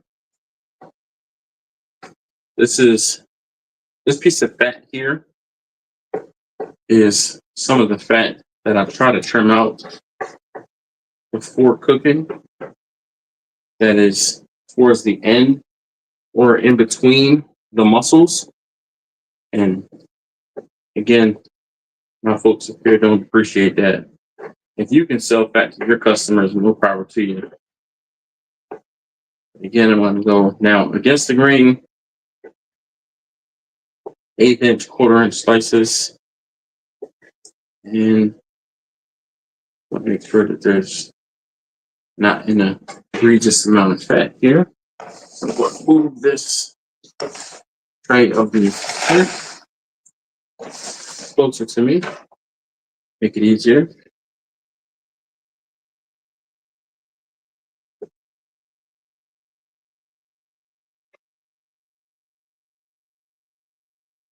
Pick it up, put it into the pan. Move on to the next piece. Again, against the grain at this point. So, shout out to whomever this is the first video of mine that you are seeing. If this is your first video, can I get you to comment number 1? Like, I'm number 1 down below in the comments. I would like to say engage with, but make sure that I know that this is your first time, or just basically talk to those of you who this is your first time seeing one of my videos. That engagement is key, and I would like to acknowledge and thank you for watching.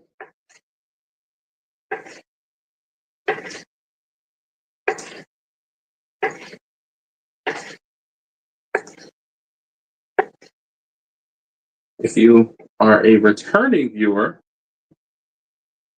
you know, you're still number 1 in my heart. Seriously. So I'm going to finish slicing up the brisket, and then I'm going to sit down for a moment and rejoin the folks on the live stream, catch up on the comments. Again, you are available on a Wednesday evening/night to join us at 9 p.m. Eastern for about 2 hours typically, or however long it takes before I fall asleep. Yes, I've fallen asleep on a live stream. Anyway, we hang out and we talk about barbecue and barbecue business, and then we talk about anything else. So, like we can talk about pews, or we can talk about the stock market. We can talk about lots of different things. One of the things, though, is we leave politics out of the barbecue discussion. All right. Anyway, so here's my second brisket, and I can feel that where the fat is here. And I'm just going to come in and scalp that piece of fat off. Again, with the grain, we're going about 2 inches.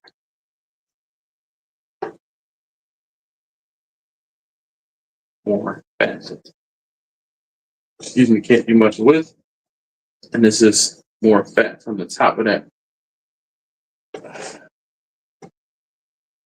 Oh, look at this.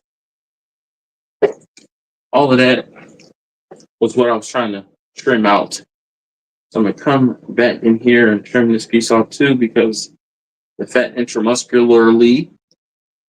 I know somebody had a problem with me trimming the fat off of this last week. So I'm going to use it on myself and turn the pan around. All right, with the grain. Excuse me, against the grain. With the grain was a 2-inch slices. Against the grain, we're looking at 1/8-inch slices. Like the, not say 1/8 inch, those of you guys who are across the pond or use millimeters, the width of a pencil is what we're looking for. Or a pen. You know, some of you guys haven't been in school in a while. I'm gonna use my knife to pick this whole thing up.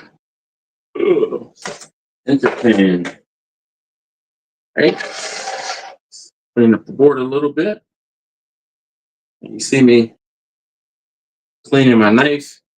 Be careful with the sharp edge of the knife. Do not cut yourself. Cut yourself sucks. Ask me how I know. All right. So we are almost finished these 2 briskets.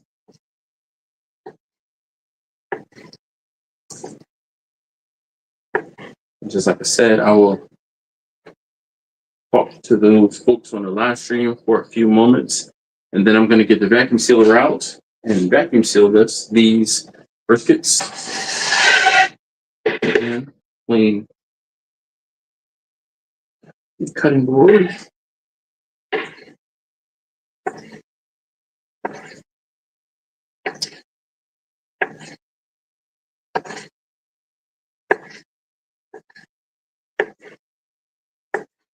Now this was 2 briskets, and I'm not keeping track of the time because I don't have my glasses on and I can't see how long it's taken me. But if I had to guess, we're probably at about the 15, or actually probably about the 18-ish minute mark. So slicing up 2 briskets in real time in under 20 minutes. I don't think that's too bad. When I am doing this for like Thanksgiving or Christmas, and I have 10 briskets or so, yeah, just you know, keep me in your thoughts. All right, that one is done. Perfect. So I'm gonna put this into the pan. And I'm gonna not really do anything with my cutting board here, but get this set out. But at this point, I'm going to get the brisket covered, the point as well as the flat covered up a little bit, and I'm going to come back in a few moments with my vacuum sealer. I'm going to make up the bags and get everything separated. Well, yeah, get everything separated into the point and the flat for my, let's say my customer, but for my uncle's friend, my uncle's neighbor rather.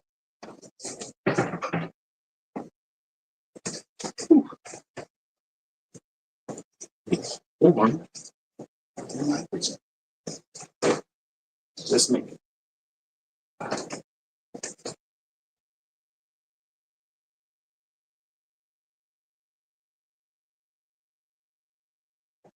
All right. 21 minutes. Let's see. Not now. All right. So hopefully you guys are still seeing me there. I'm going to go back to my.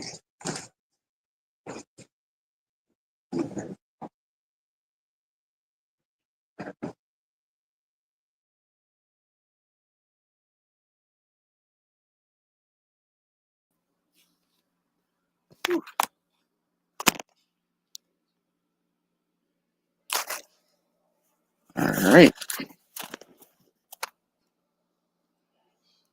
Sauce burnt ends. Hold on 1 second, Krampus.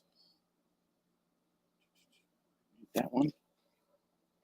All right. Let's see. Let me try to catch up on the comments here. Huh. All right. TJ says, "Do your thing." Bottom the 11th. Bryce Harper on second. No outs. Thanks. Take two and action. Dump the comments so we can see the whole screen. Sorry about that. I didn't realize. Scroggs had just finished my sandwich. Dang, that brisket board is huge. It is 9-8 Red Sox. Is that the final score? Scroggs said I could never cater. I take way too many samples through the process. Yeah. Worst says quality control. Steven. Yeah. Yeah, we're over an hour. And so topic, yeah. All right, James says 2. Okay. Do any of your customers for a second? Burnt ends. Providing some entertainment while I'm up late working on a project. Indeed. So I don't know, Andrew, did you see me slicing up the brisket? So hopefully you did. I have to go back into the kitchen. I'm going to switch the perspective because I have this. I had the live stream set up, the camera on the refrigerator. This is like Inception almost. So I have that second angle set up on the refrigerator. Marlin. Let me say it correctly. Word says your brisket slicing method is the way to go for large groups, exactly for the reason you give. Really makes it go a long way. Worst, that is the best compliment I've ever received from the worst barbecue. Uh, uh, uh, you know what I mean. um, Andrew was saying I was going to ask which camera you were using. Showed up mid slice. So that is my cell phone.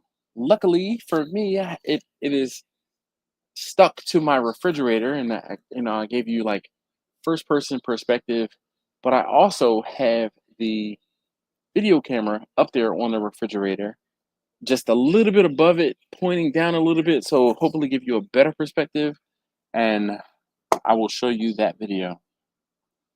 All right, so I need to get back over there to it. I'm going to pull out my vacuum sealer, and then I'm going to make bags for this brisket and vacuum seal it. So if you guys are ready, yeah.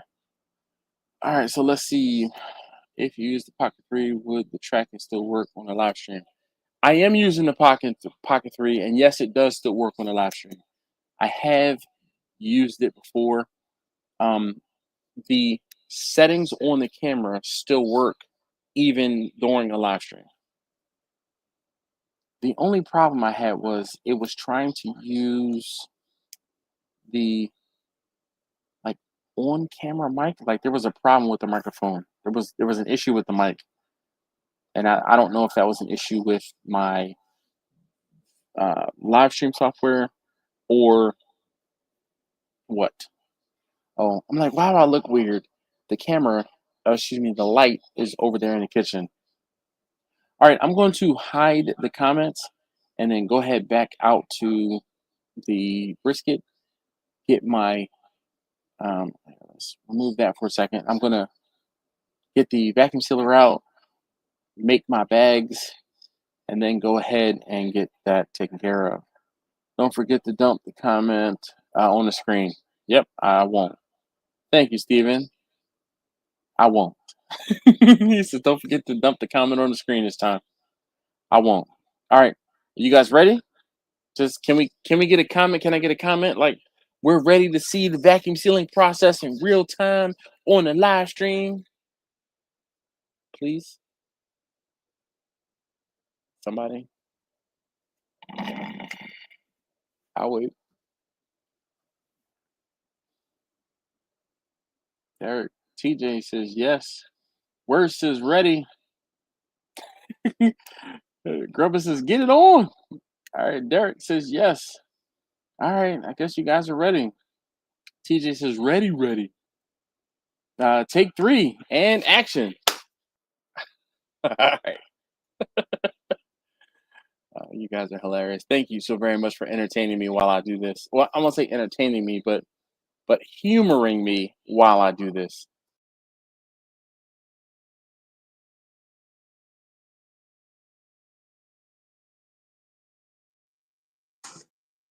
All right. So hopefully you guys can hear me okay. Let's give a thumbs up or something. Hello. So I have to make sure that the I switch. I want to make sure that you guys can hear me okay. All right. So let's make some room here. Slide that off to the side. Get the camera turned back on.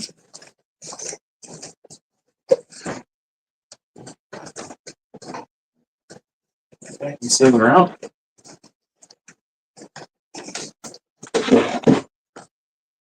Got small bags in the vacuum sealer. Need the big bags. Bags. Big bags. I don't know how many bags I have left, but I want to. Oh, what we'll do? Turn this way. That'll make it easier for you guys to see what I have, what I'm doing here. All right. So let's see. Grubba says he's moist with anticipation. Can you guys hear me okay? Let me wipe off this area. Make sure it's clean. So my bags are clean-ish. All right, so the first thing I'm going to do is try and make some bags, and then I'm going to put everything into the bags. All right, so let's get this ready. All right, so welcome back. And at this point, I am going to be making my bags. So those of you guys who are on the live stream, you guys can see how long this process actually takes in real time. I'm about to, it would help if I plugged in the vacuum sealer. Best addition ever. Thanks to my homie Tommy. He helped me put some outlets on my island. So we're going to seal the bags. We're going to, make bags. And because these are bigger bags, I'm going to try and make these like around 2-ish pounds. I think I'll still try to do like 1.5 pound bags. So I'm watching my vacuum sealer to make sure that this is done. Once it's finished sealing the bottom of the bag, open it up, pull this out, pull enough to yeah. Pull and make the next bag.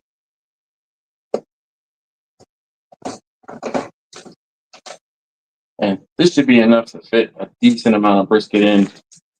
I'm thinking I'm going to make 8, maybe 10 bags.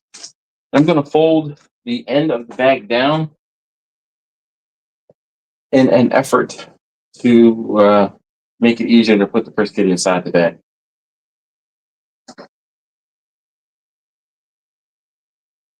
So hopefully everybody's doing well. I know it's getting late. It is actually currently 11. Right.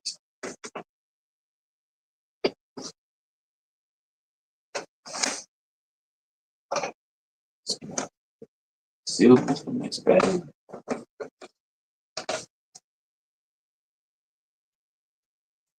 How many of you guys have vacuum sealers? So if you're watching this and you have a vacuum sealer, what is the thing you vacuum seal most?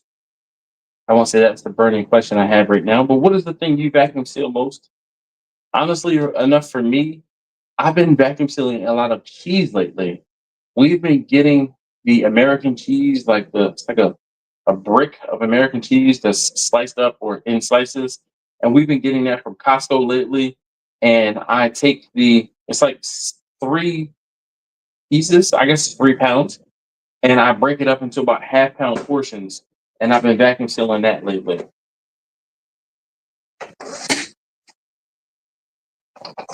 And it works out. So we are dropping these guys. Here's number 3. I think I might do 2-pound portions. We'll see how many bags I can get. All right, let's see. James, or excuse me, Crumpet said he can hear me okay. James says get it. All right. We are just over 2 hours on a live stream. And again, if you haven't heard this already, I do a live stream every Wednesday night at 9 p.m. Eastern. And we typically talk about something barbecue or barbecue business related for the first hour or so. And then the second hour, you never know what you're going to get on the live stream. Case in point, I'm vacuum sealing brisket tonight.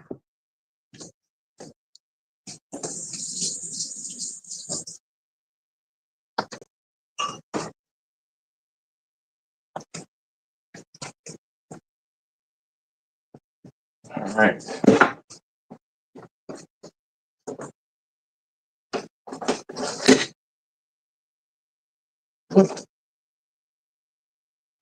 All right. On the road here.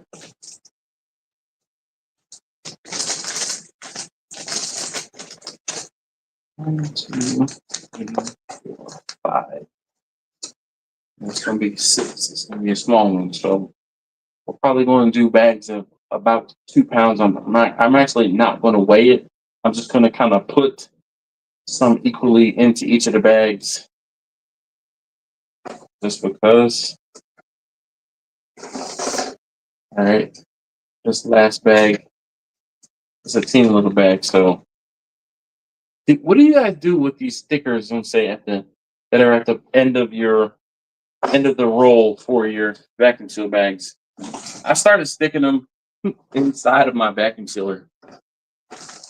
All right, so let's see here. I'm gonna do this so you guys can see what is going. 1, 2, 3, 4, 5, 6. So let's move this off to the side. You guys can see what I'm doing.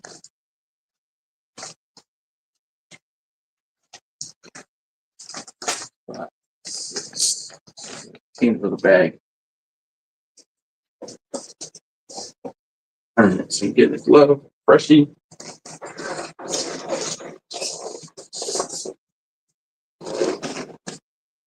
And I'm just going to start putting some brisket into each of these.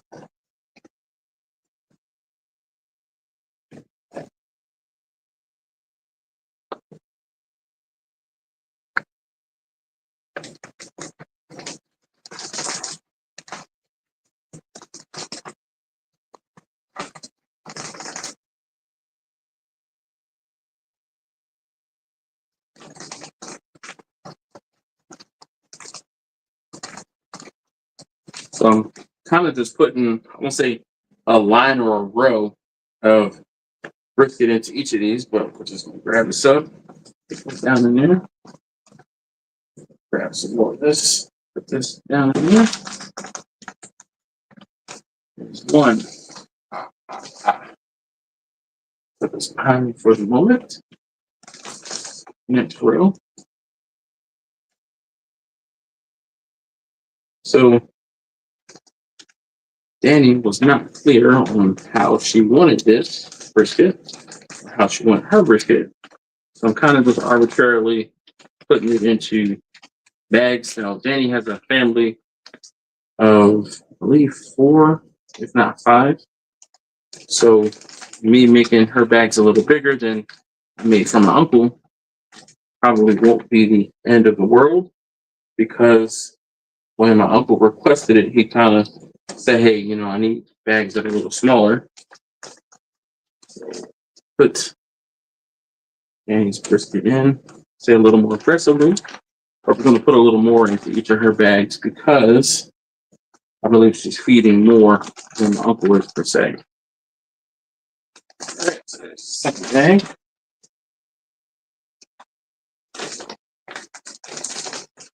Now you see I'm turning the bag over so that there's a clear side and then like a frosted side. I want that clear side up so you can see what's in the bag a little easier.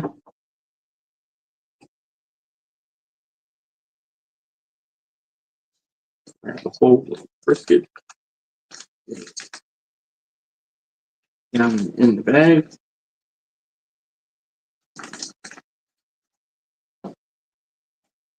And I would love to say there's rhyme or reason as to how I'm doing this, but there really isn't.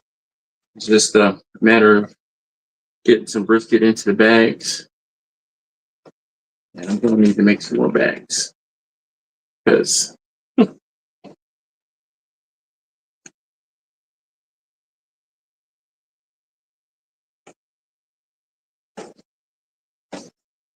not enough bags.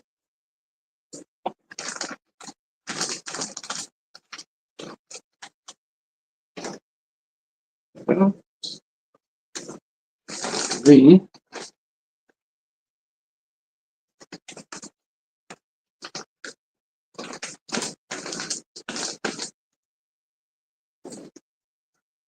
Some more.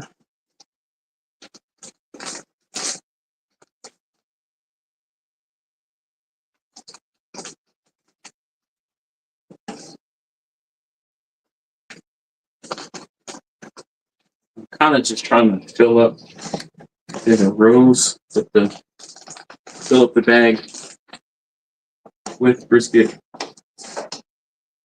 It's not so much rhyme or reason, but because I'm not measuring it out, I'm just trying to put an approximate amount of the same into each of the bags. But as you can see, I still have plenty of brisket left. And this was my, second to last bag. I have one more bag left. So I'm going to need to make some more bags. I think we need a bigger boat.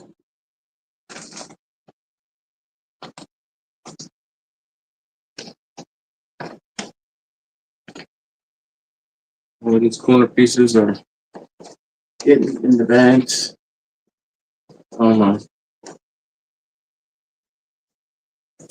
light died, apparently. Sorry. Let me turn up the light in the kitchen.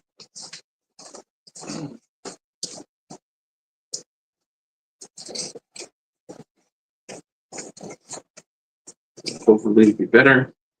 Now if I wanted to, I could squeeze more brisket into each of these bags, but I don't want to. And this bag, I'll save it for something else. I'm going to get another roll, so I'm going to be right back. I'm going to get another large roll and make 2 more bags and get the remainder of this brisket into those 2 bags. So I'll be right back. All right, I'm going to take this glove off. Sometimes there's no point in trying to save the gloves. It's far easier to just get rid of the gloves. All right, while I have a break, I guess. Whoa. It is 5.5 bags. See you guys. You guys never cease to amaze me. All right. Or should I just use some small bags and I can do like 4 small bags? I think I'm just gonna do 4 small bags because I have these small bags right here. So let's move these behind me.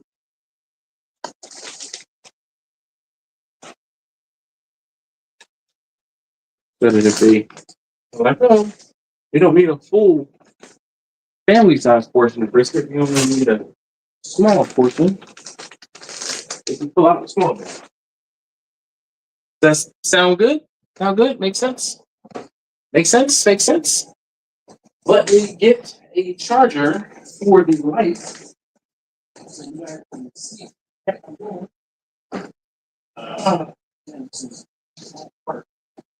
Things that you don't see on the live stream, I mean, on the videos.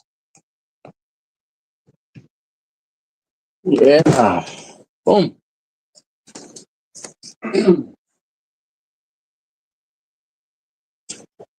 All right, crisis averted. I'm going to make some small bags so that in case there's, like Danny says, I just want to make some brisket for me and my husband. That sounds like something she would say. She can. So I'm going to make 4 small bags. And yeah, that'll be finished. So it'll be 5 big bags. That half bag, yes, Stephen, that half bag we're not going to use. And actually, this will fit in 3 bags, so it won't even be 4. I'm looking at the brisket here.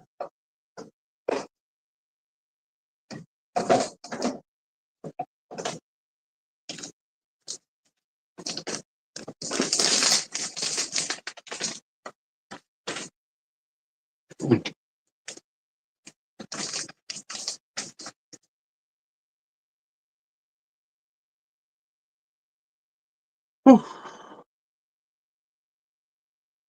Looking out the window, someone turning around. I am beat. So this is all part of the things they don't tell you about.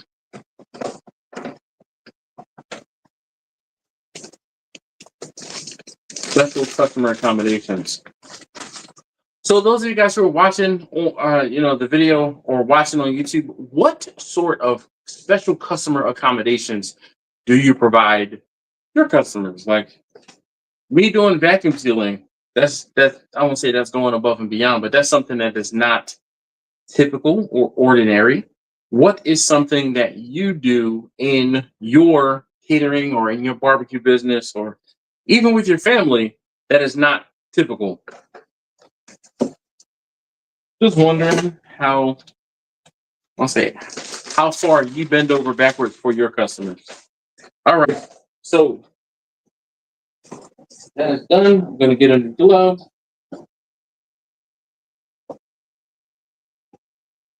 So shout out to those of you guys who are still watching on the live stream. I do definitely appreciate you guys. Freaking Harbor Freight gloves. They're getting worse and worse. I do appreciate you guys being here. All right, so we're gonna get a fistful of. Gonna get a line of brisket down in this bag.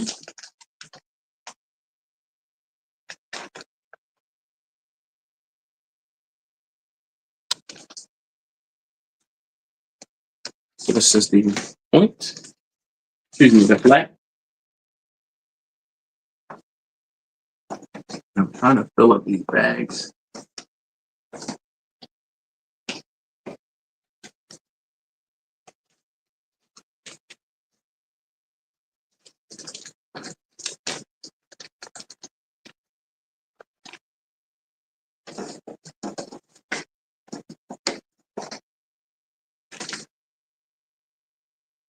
These bags aren't the prettiest. Last but not least, brisket.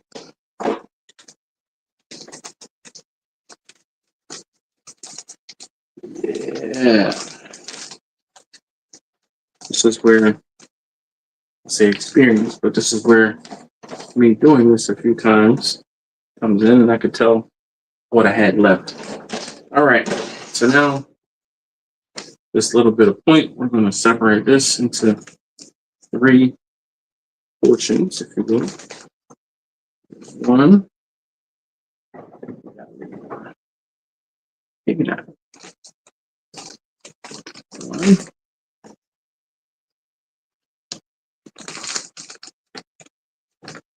two, and here's 3.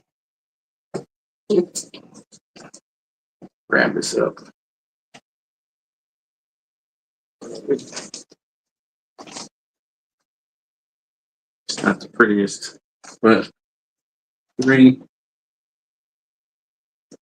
extra for 3 more bags of brisket. All right, I'll get those pans taken care of momentarily. At this point, I'm going to vacuum seal in. I'm going to get these bags turned over. Get this.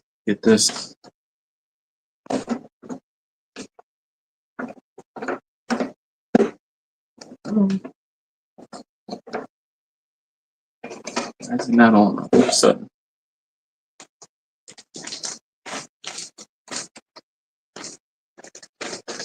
There. All right, so what's the over under that I'm going to have to remake some bags? There we go. All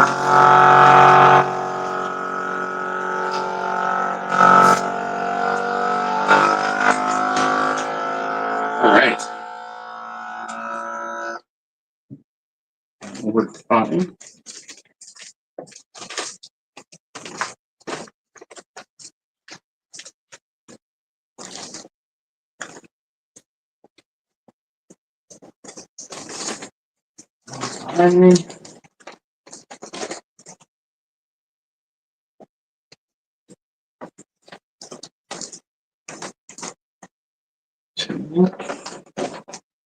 All right.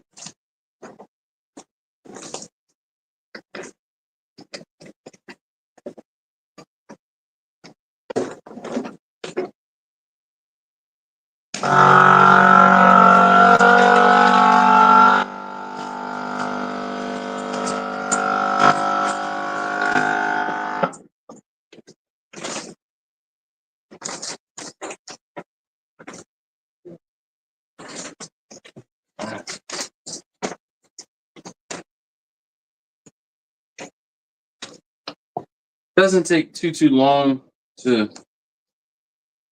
actually seal, which is great.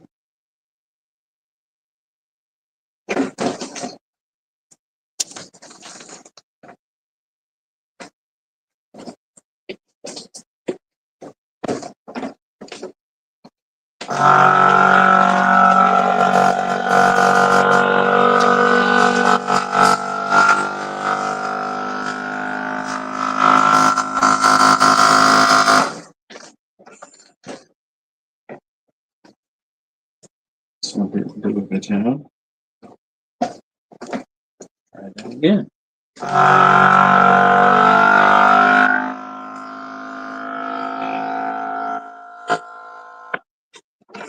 Awesome. Again. Why are you not working properly?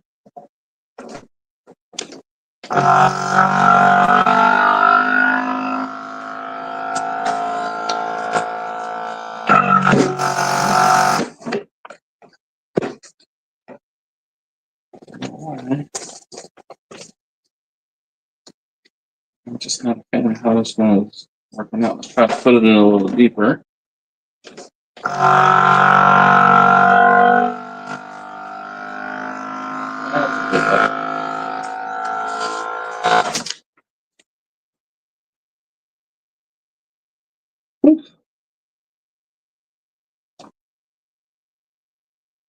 How you guys hanging out on the live stream? You guys doing all right?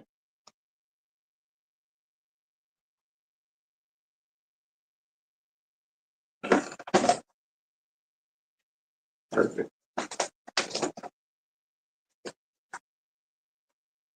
I will be back to the comments as soon as possible.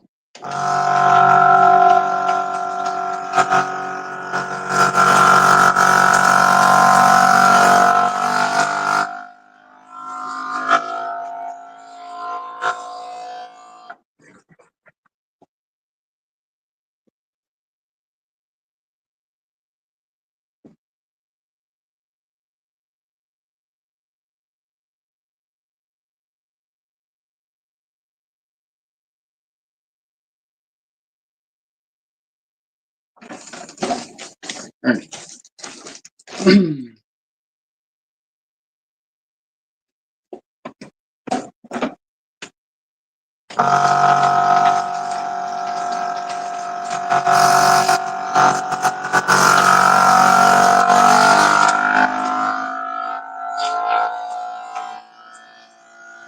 So as I'm vacuum sealing these, I'm kind of just trying to make sure that all of the air is squeezed out from the side of the bags and that the seal really, I say it works, but that is done properly. When or if you vacuum seal something, you'll just say you can feel it. You know when it works right and when it doesn't. One of those things where if you know, you know.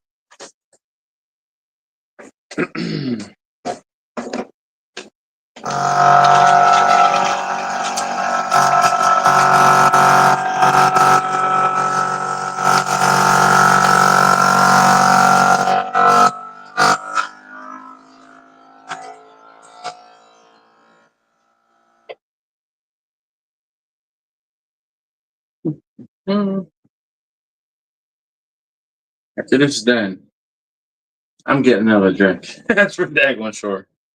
I am done. Whew. 2 more bags. These go into the freezer.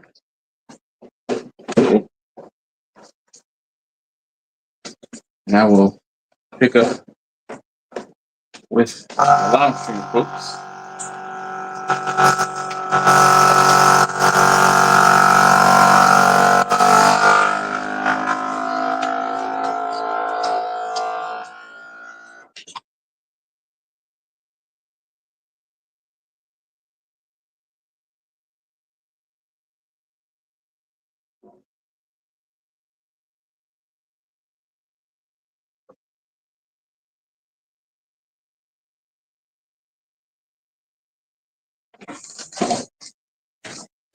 All right, so this is the question for those of you guys who are on the live stream. Those of you who are on the live stream, how or how would you like to see this video? Would you like to see it in, like, me do this in real time? Or would you like it sped up, like a time lapse? Or do you want jump cuts so it'll be like, boom, every time it finishes, you guys see? However, the video is edited. You can thank those of you who are watching on the live stream because your comments are going to determine how I edit this video. Now, this video won't be out for another week or so. But more vacuum sealed brisket. Let's just hold up all of the briskets.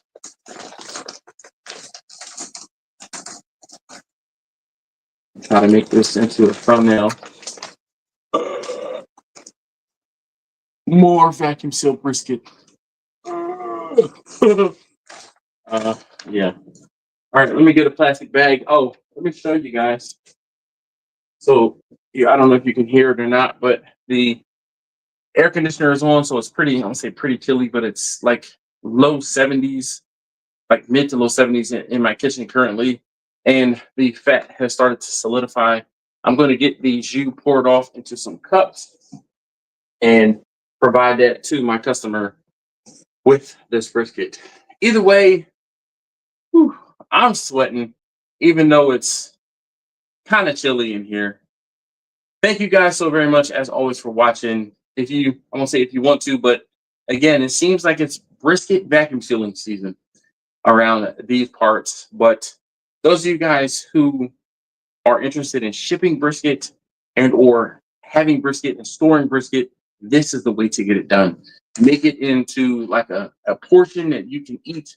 I won't say readily, but a portion that you can eat. These are probably, like I said, close to 2-pound packs. And then these smaller portions are probably in the about 1-pound pack. So thank you guys again so very much for watching. I'll see you guys next time. All right. Those of you guys on the live stream, Boy, oh boy. What up, what up, what up? Black and white. Hi, Laura. I see you made a comment. All right, so this can sit on the counter for a few minutes. I'm going to go sit back down, catch my breath, and cool off a moment. So let's turn off the camera. Let's turn off the light. But I need to get the light into here. And that.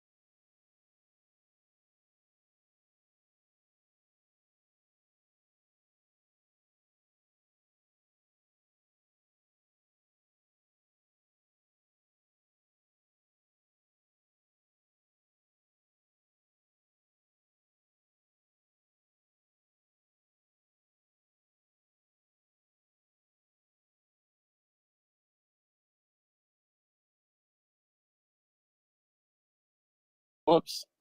I, idiot. I forgot to unmute my microphone. Ah, duh. All right, now you guys can hear me. Thank you.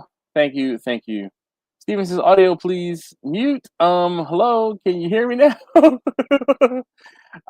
He's actually answering questions on mute. Yes, I was. Hurry, someone call his wife. She is in California right now. Thank you very much. I got the sound back, but I am a minute or so behind. Oh, look at this. Hello. How you Hello. doing? My bad. We cannot hear you. I, Turn I, your I, sound on. well, I know I unmuted myself. So as you can hear me, you can hear me now. Thank you. Okay. Hi. Oh, I just came on to hi. tell you that. Hi. Well, thanks. All right. You're looking good. Hair all done up differently. Look at you. What? Are you using that light I gave you? No, I'm in my bed Oh, and I okay. came on just to leave a like, and I'm Mm, like, I can't hear you. yeah, I know. And I thought you were in between. So I had my cell phone attached to my refrigerator, and I was cutting up brisket and putting it into bags for Uncle Calvin's neighbor. So I thought you mm, were in between when you were like, I can't hear him or there's no sound. I was like, oh, you just called me in between and I'm just steady mhm, talking. like, Yeah, I know. yeah. I freaking hell. I was like, as soon as you dropped the link, I was like, let me tell you that you on mute, because at Thanks. least I'd be Thanks. able to hear you on Thanks. backstage at least. Thanks. It's just like my first time doing a live stream. Just, these growing pains from a brand new live stream, right? Dumbass. Anyway, thanks for. I'm sure it's past your bedtime. So you have a good evening. Me too. Tell my little cousin I said what's up and thanks for hanging out with us last week. All No right. problem. We gotta come Peace. back soon. Yeah, yeah. We'll talk, but we'll be away for a little bit. Oh, okay. All All right, right. cool. Be All right. easy. Peace. Night. All right. Marlon, what up with you? I literally just wanted to come on and tell everybody that they couldn't hear you. And then you finally unmuted yourself. So I was like, Marlon, have you ever had yourself on mute before and not okay, realized yeah. it? Have you ever done that before, Marlon? Now we can't hear you, Marlon. Many a times. Okay, exactly. Dog. It's like it's almost like, oh my god, I'm brand new to doing But this live stream and don't know how to I'm do only it. thinking, Yeah. it's like, but I have co-hosts, so they'll sit there really quickly and go, we can't hear you. And I go, oh crap, because I Yeah, unmute well, myself. But it's like, all I see coming down the road is, can't hear you, you muted, can't hear a word you say. And you just, as soon as I got to the comment, that's when there's a bit of a delay, and I was trying to catch up on the comments while I was doing the other thing on the other. Anyway, hey, look, Angela said, take this moment of silence to leave a like. Definitely appreciate you. Laura says, there you are. Now you can hear and me. Angie, and Angela, I keep missing you. I Mm, shouldn't miss you he's still because I still haven't He's forgot still to check he's on still you. he's still trying to give you grief for falling I asleep on the keep live stream. forgetting.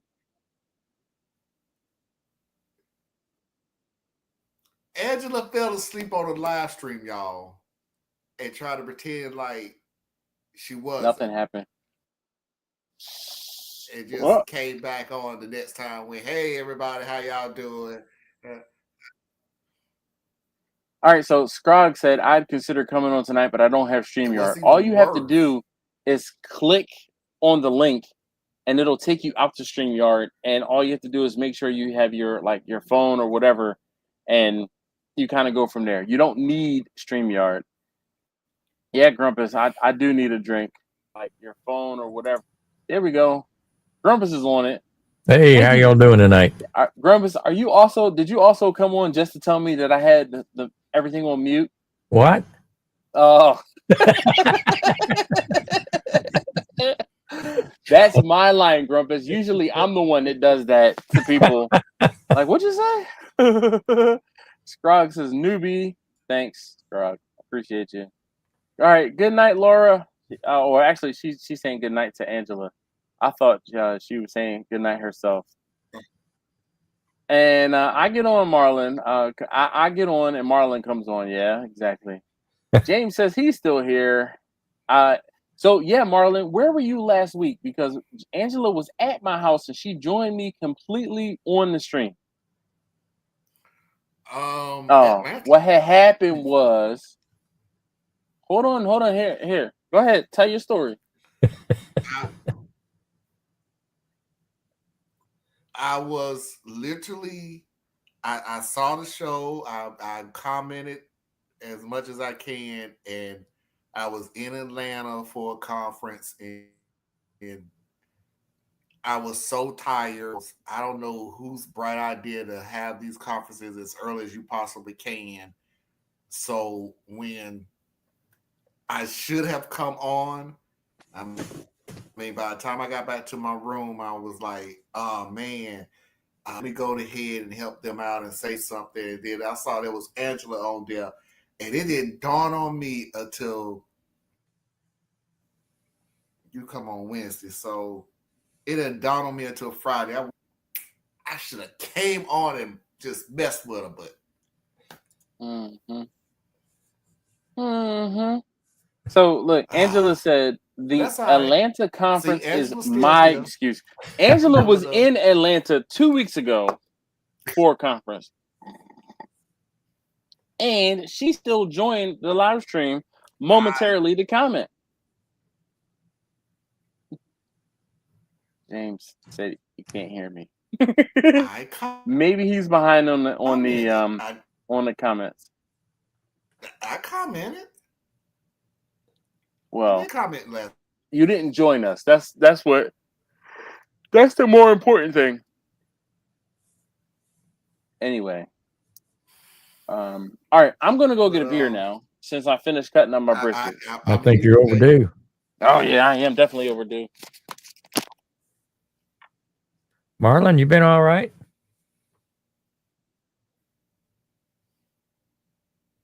Marlon? We having some type of delay. Boy. Of some type. I had one cold one left in the refrigerator. Heck yeah.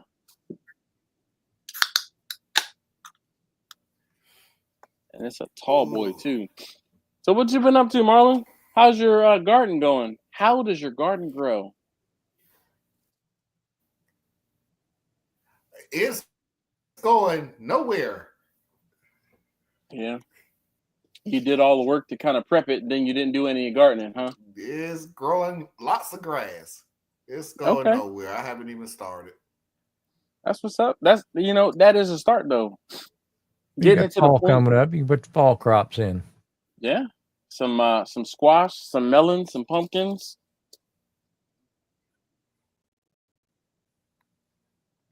And Marlon is on a delay, yeah. Well,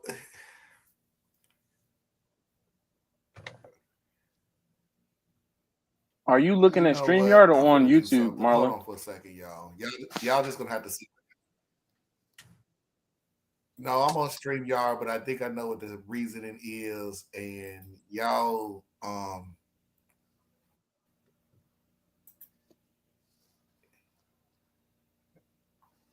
Okay, that's a little better. StreamYard is having some issues with their background. Oh, so it's delaying. What's still going on, isn't it?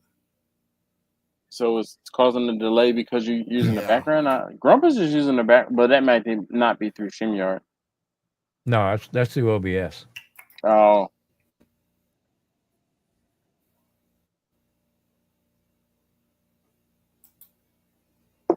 Was StreamYard getting stingy on the backgrounds? I guess it's weighing down the stream. Are you on a different computer tonight, Marlon, than you normally are? No. I'm on my laptop normally. Maybe it's. Yes, Chachi was in fact here, and Quentin was not. They are like yin and yang lately. Like two ships in a night. Boy. So Dash, have you ever looked into a chamber vac?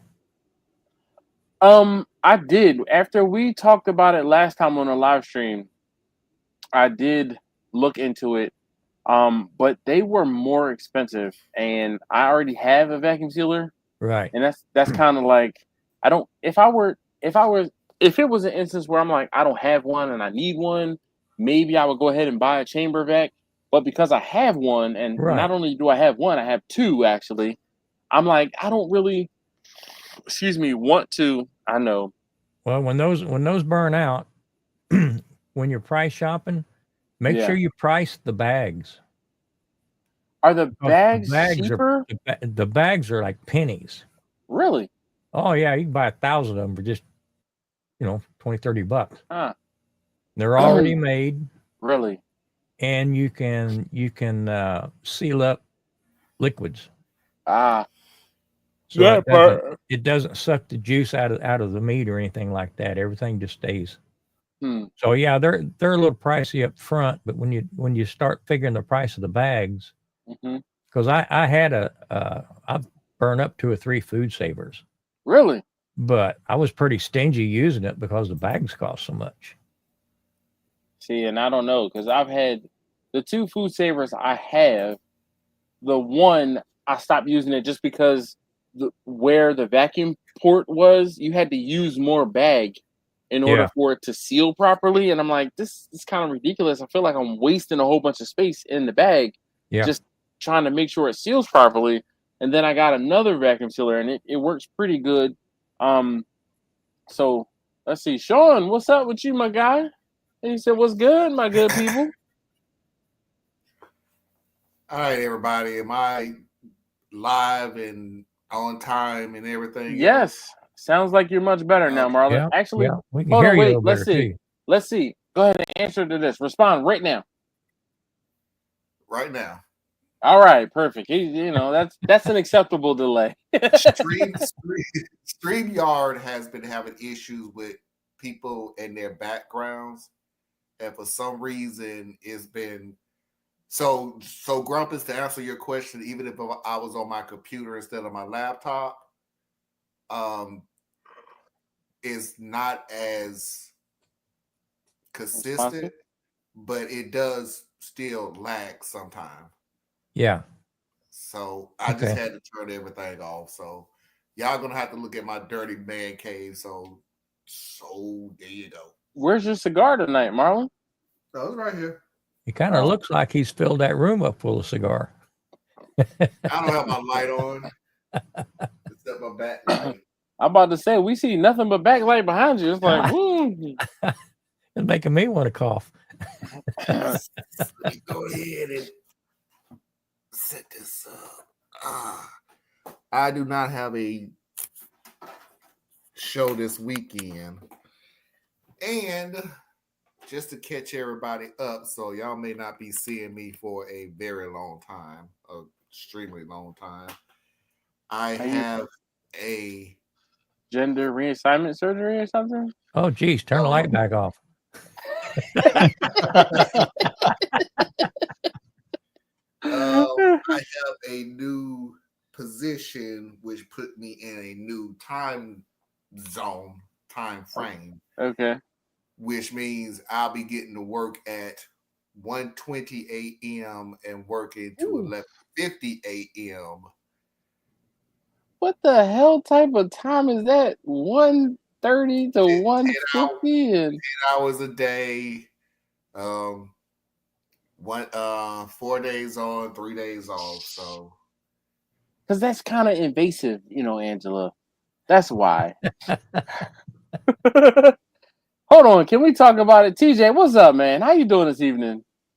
How you doing? Doing good. Fantastic. TJ. TJ's got all this. He's got all the equipment behind him. TJ, let me just tell you, I sliced up some briskets today. I sliced up those briskets, and I threw away all of that meat. And I was just like, yeah, I don't have a sausage maker. I don't have a meat grinder. I can't do anything with it. And people give me so much grief. I would be making sausages with this particular thing right here. And I'm like, I'm not. So I'm throwing it away. Okay. I'm not making sausage, damn it.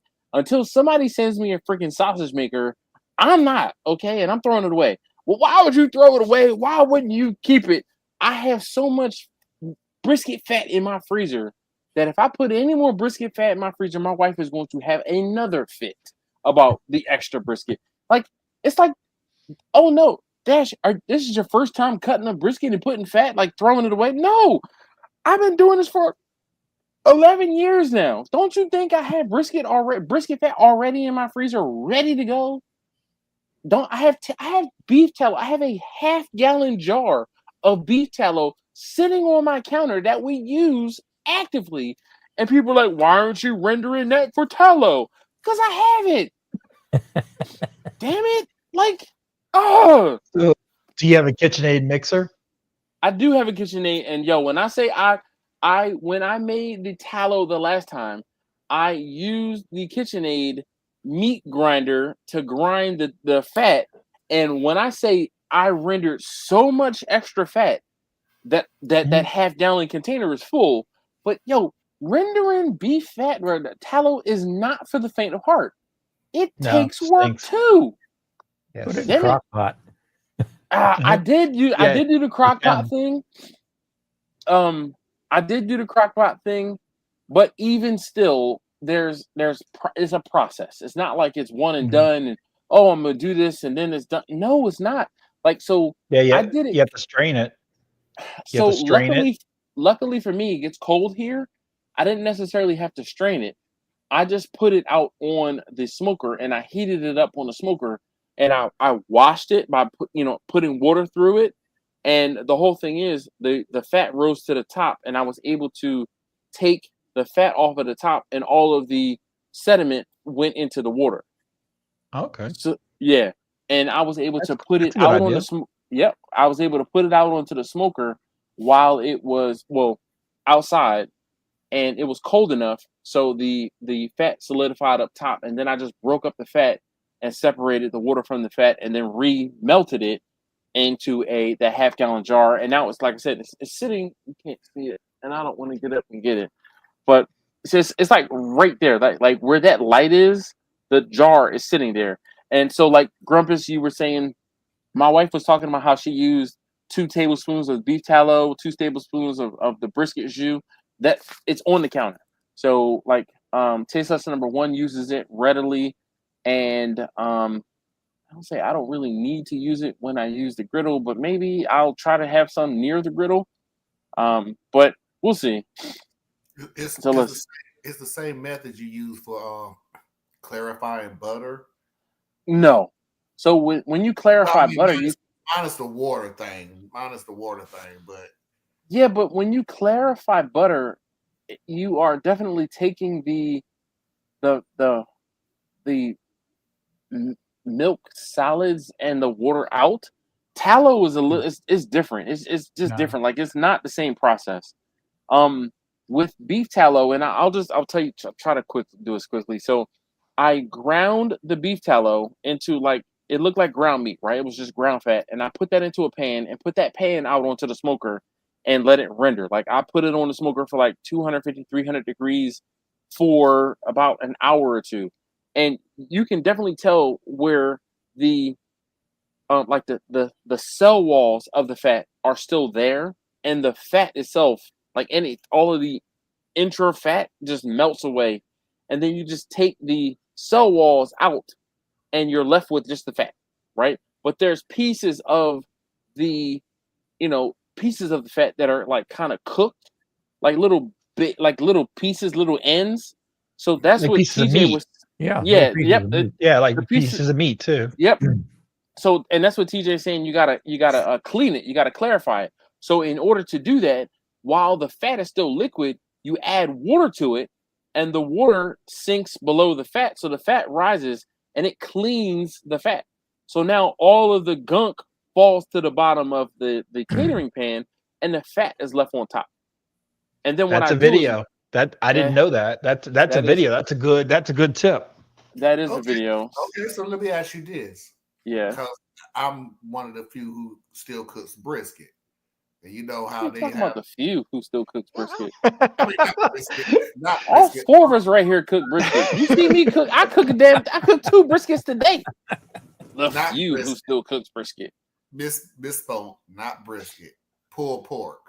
Okay. I do pork. Yes. They have that fat cap at the very top. Yes. So what can I do with that? You can make like chicharrones. You cutting it off of the pork? I cut a little bit off of it because I was throwing it away, but now that it's not really. I bet no. You can Okay, render it down too. all right. So hold Here's on. the deal, because All right, I've hold been on, Marla. I'm gonna answer this for you, right? Because these dudes in the South, man, I swear, they're like, we want to keep all the fat in our meat. We're not giving no fat up. Okay. We know how to eat brisket. Everybody doesn't eat freaking fat, TJ Grumpus. I'm telling you, when I vividly remember this lady calling me up, cursing me out, like, why'd you sell me a whole bunch of fat? I never want to have that again. So I'm trimming my damn briskets. I'm cutting all, and the thing is, it's just a difference in how I won't say how you were raised, but what you expect and what you want. Because the four of us probably wouldn't give a damn if I left fat on the brisket. But anybody else, okay, and I have one of my taste testers, taste tester number 2 and taste tester number 3, do not appreciate all of the extra fat. So if I don't take that fat out of the pulled pork or off of the brisket, they will be like, Daddy, this was really fatty, blah, blah, blah. And I don't feel like hearing it. So you know what I do when I'm so confused about something. Yeah. One, I'm in the South. Like, literally, the only southern place southern than me is 2 states. I can't get no more southern. Number 2, to answer TJ's question, I am the very few people who just do not believe in that whole the fat cap on top, so the fat renders down and it just makes it. I'm like, it ain't gonna go but so far into the meat, bro. It's just not. And I don't saw so many everybody either you keep the fat cap on dash or you take some off. Put little jagged edges in it, so you score it. You can score it. It's not gonna get into the meat. It ain't gonna go but so far. So for me, when I do the pulled pork and I cook the butt, I will score it, but it renders down so much that when you go to pull it, I take the fat and I just mash it up to nothing, to where what does that do? It creates flavor and it's mixed into the pork. Mix it in. I don't need big chunks of fat. I smash it down and mix it into the pulled pork, and it's just nothing but flavor because it's also going to have the bark. So Marlon, I'm with you. I take it out. Yeah, I you don't like pork. I know. Even still, it's not even about liking pork or whatever. It doesn't feel good in my hands. It's not going to have that mouthfeel. It's just even you know, and maybe you're cooking your pork a little longer than I'm cooking mine. I mean, that could just be, you know, a difference in. It could be a difference in the cooker on how it's being cooked. I don't know. Yeah. I am just not. I don't know. I am scorned because of people who have complained about it. So I just take it out, and it's not a problem. So I will much rather add liquid from the jus back into my pulled pork versus leaving the hard render fat in there, if that makes sense. And by the way, is to a lot of people who may be watching this on replay or things like that, and you making pulled pork for the first time, I'm just gonna tell you now, if you even remotely get your hands on some claws to pull your pulled pork apart, it ain't done, bro. It's not done. I have yet to use claws and forks, and I don't want to fool with them. So he uses a mixer in the past. He uses a mixer.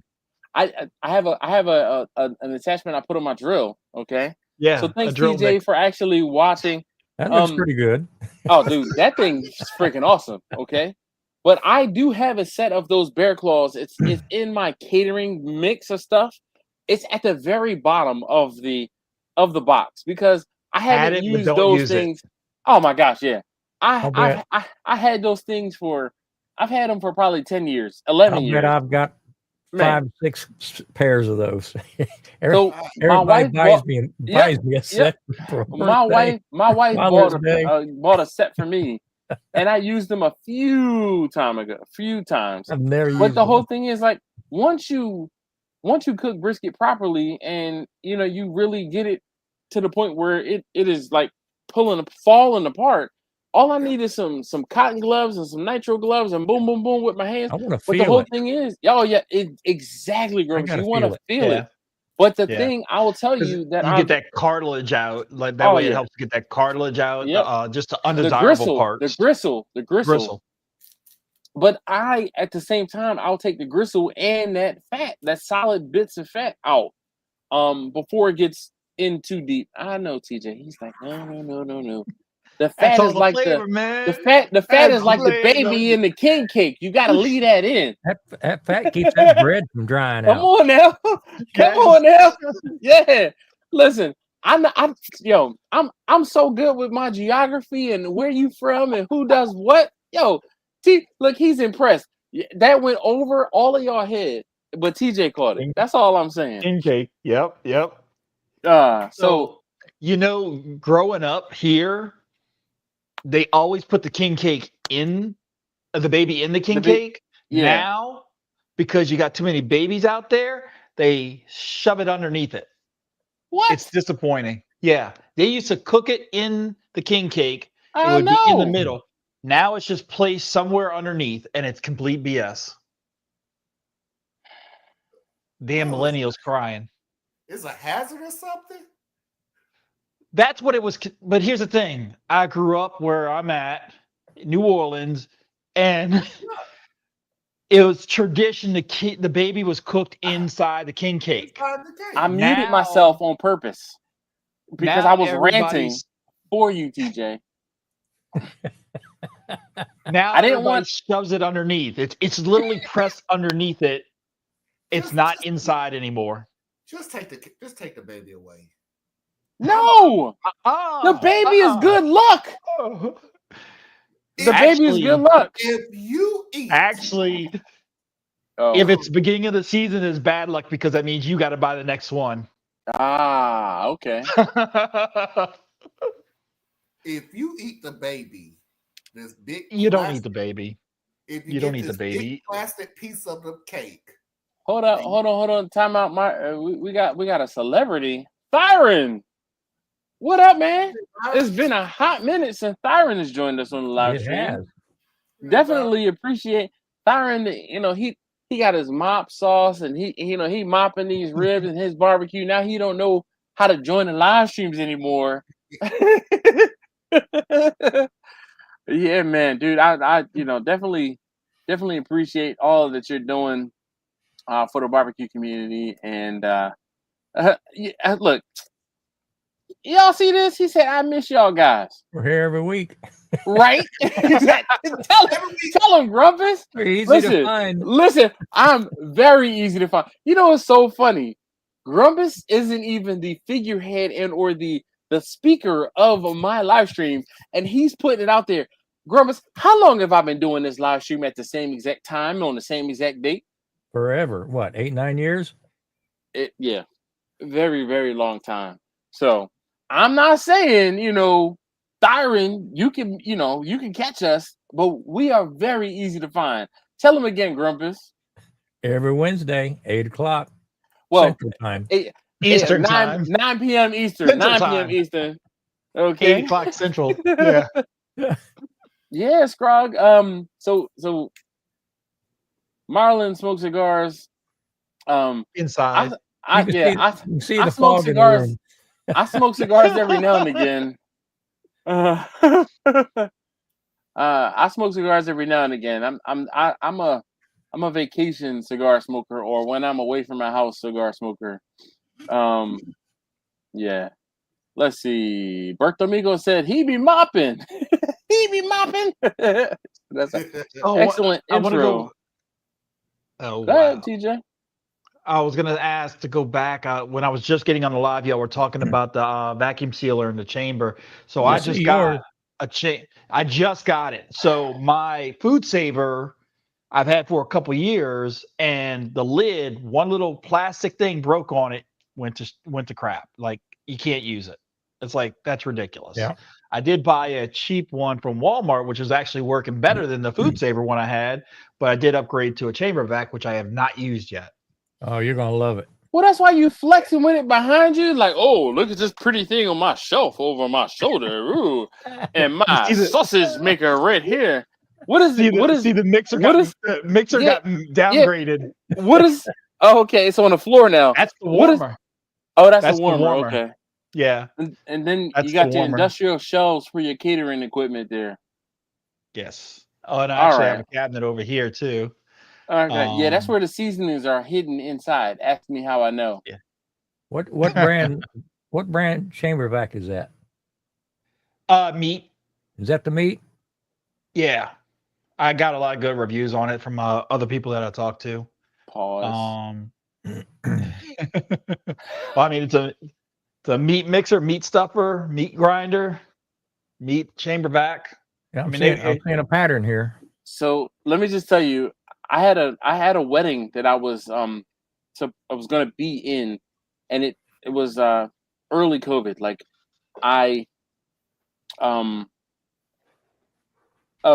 actually Angela's friend Clyde, I was going to be in his wedding, and he asked me to be a groomsman, and I had to get a suit. They did custom suits, and of course they said, hey, you can have anything you want engraved on the inside of your jacket and your vest. So inside of my jacket and my vest, it says the Meat Man. Maybe TJ, you need a custom suit that says the Meat Man too. Okay. All right. So Thyron said he has 64 pork butts on the smoker right now. That's what's up, man. That's I won't say a long night, but tomorrow's Thursday. You getting your weekend cook in? That's gonna be a bunch of pole in there. Sure enough. I'm sure he's not doing it by hand. TJ, I'm sure he probably is using some sort of mechanical advantage to pull his pork. So I wanted to ask you, because I've sold some vacuum sealed brisket and smoked turkey. Have you ever considered chilling your brisket before cutting it? Because it makes it harder. So you vacuum sealed your brisket. You're going to put in the fridge, I assume, right? Yes, freezer. So it's going to get hard. Yep. So let it rest, then put it in the refrigerator to get hard, because what it's going to do is it'll solidify everything inside of it. So when you go to cut it, you don't find that the juices drain out a little bit, even though you're putting it in there? Because I let my briskets cool to the point where they're like room temperature. They're not still warm to the touch. Like I'm letting my briskets cool for at least 2 hours. Especially if I'm going to be vacuum sealing them. These briskets sat out and chilled for quite a while. Especially with the fact that I did this live stream, that put an extra hour on how long it took for me to cut them. I find that when the briskets are cooled or chilled, now are you using a regular knife or are you using a mechanical slicer? Like a meat slicing knife? I'm using a meat slicing knife. Like and everybody I sold it to that I talked to said that the briskets were moist and juicy. Yeah. So I get the same bit of moisture in the brisket before chilling it. I like the coldest I want it to be is room temperature, because again, pushing and pulling through that brisket is just a little tougher the cooler the brisket is. Let's put it that way. So I didn't have a problem with that though. And I'm not using a serrated knife. I'm using a slicing knife. I just have a regular slicing knife. So I don't know. Maybe it's just my knife and the. Is it a thicker knife or just like a regular meat slicing knife? It's long one. It's the long meat slicing one you would. It's pretty much like what you have. I mean, I didn't have any problem with it. I thought it cut easy, and I chilled it. It was like not a problem. Now, are you saying just like chill it or like cold? Pretty much cold. Yeah, I found that like cold briskets take much more effort, in my opinion, to cook. I mean to cut. So let's see. Thyron says he agrees cold briskets are the best. I can see what you're saying with chilling it prior to slice and trapping the juices within. Now, I mean, I definitely let it rest on the counter, and all of those juices, they're not running out because I'm not slicing it yet. And then I'm going to capture those briskets, or excuse me, I capture those juices in the pan, and I drain them, and then put them into cups for my customers. So I'm gonna say 6 in one hand, half a dozen in the other. But this I feel like the same juices are trapped when I cut them at room temperature, if you will. I don't know. Maybe we're close in temperature and don't even realize it. Because it's not like, I mean, I've seen people cut a hot brisket, and you'll never see me cut a hot brisket if I don't have to. Because a hot brisket is Marlon. What are you doing there, Marlon? Oh, you're filling your lighter. Yeah. It went dead I didn't know what. I thought it was baby oil or something. Nope. You gotta make intuitive leaps, Grumpus, as to what they're doing. That was an intuitive leap. That's a big ass butane. What kind of night are we having? First of all, I only had a ginger change. Now we got baby oil. What is going on? We got a theme night. Thanks for showing up. Anything can happen Wednesday night. No Diddy. Yes, indeed. Anything can and will happen on the Wednesday night for sure. But TJ, yeah, man, you'll never see me cut a warm brisket. Like that brisket has to be chilled, or it has to be cool. But I also am not a fan of, I'm going to take my brisket out of the smoker or out of the oven or whatever it is and put it into a cooler and let it rest. That's not resting, because that brisket is going to still be it's being hot held.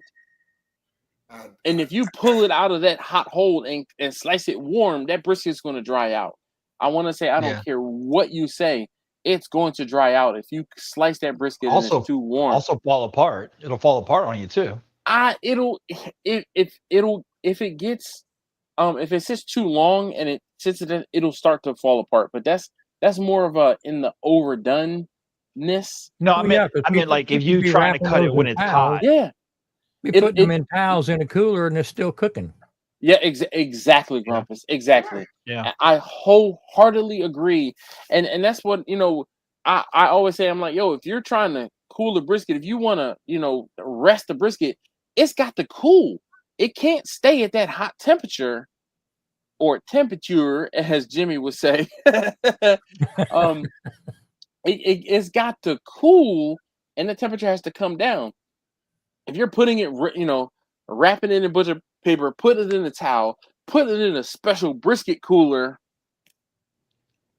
No, it's just going to keep cooking. And that's when, yep, and that's when TJ, it crumbles because it's overcooked at that point. It's overdone. They say the exact same thing about Boston butt. The exact same thing. Yeah, but a pork shoulder, it doesn't care. You can overcook the hell out of a pork shoulder, and it doesn't care. Like, you can't. If I cook a pork shoulder to 195 degrees, 200 degrees, 205, 210, 220, you're not going to be able to tell the difference between them, between 200 and 200, let's say 15 degrees. The only difference you would find is in the bark. That outside edge might be a little overdone because it burnt on the foil that you wrapped it up in, or it burnt on the pan that you have it sitting in. Other than that, you cannot F up pork shoulder. It doesn't matter. Once it hits, boom, done temperature, it's still done for another 15, 20 degrees. You can't mess it up. That's what people are like, oh, my pulled pork is the best. Do some brisket, then you'll impress me. I've been saying, I say the same thing all the time. You cannot mess up pulled pork unless you undercook it. Yeah. Like, you can't. You cannot mess up pulled pork. So anyway, All right, so let's see. Scrog said, I'm guessing here, but let it cool to the 140 and then bag it prior to slicing would be good. Agreed, Scrog, but I want it to be even cooler than that. I mean, like a sub 100 degrees cool. Because I don't want it to be warm to the touch at all. I feel like all of those juices get redistributed when it is cooler. And like I said, TJ, I just let it sit on the counter versus putting it in a refrigerator. So we could be doing the same thing. It's Right. just I do let it rest because you don't want to put a hot food item in the fridge. I yeah. think what Scruggs is talking about, he's worrying about the danger zone of the 140. Yeah. But as long as you're only doing that for a couple hours, you're Yep, fine. you're fine. Anyway. Especially if you are going to be reheating it. Yes. Yeah, I mean, anybody else have their Safe Serve certification or passed it, the Safe Serve certification? I just like I said, passed it. He's grandfathered in. He's grandfathered in.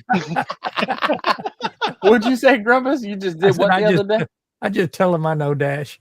Oh, damn. Man. I was gonna say I haven't killed anybody yet. So Scrog said, I'm a newbie at it myself, but I don't typically bag mine until a few days after cooking it, and I have to freeze it for a later date. Never dealt with having a fresh cook save it. So, Scrog, I want to say this. Yeah. If you are going to be vacuum sealing it, do it right away. And it's much better to vacuum seal the whole thing and pull out what you're going to eat versus letting it sit around and then vacuum sealing it later.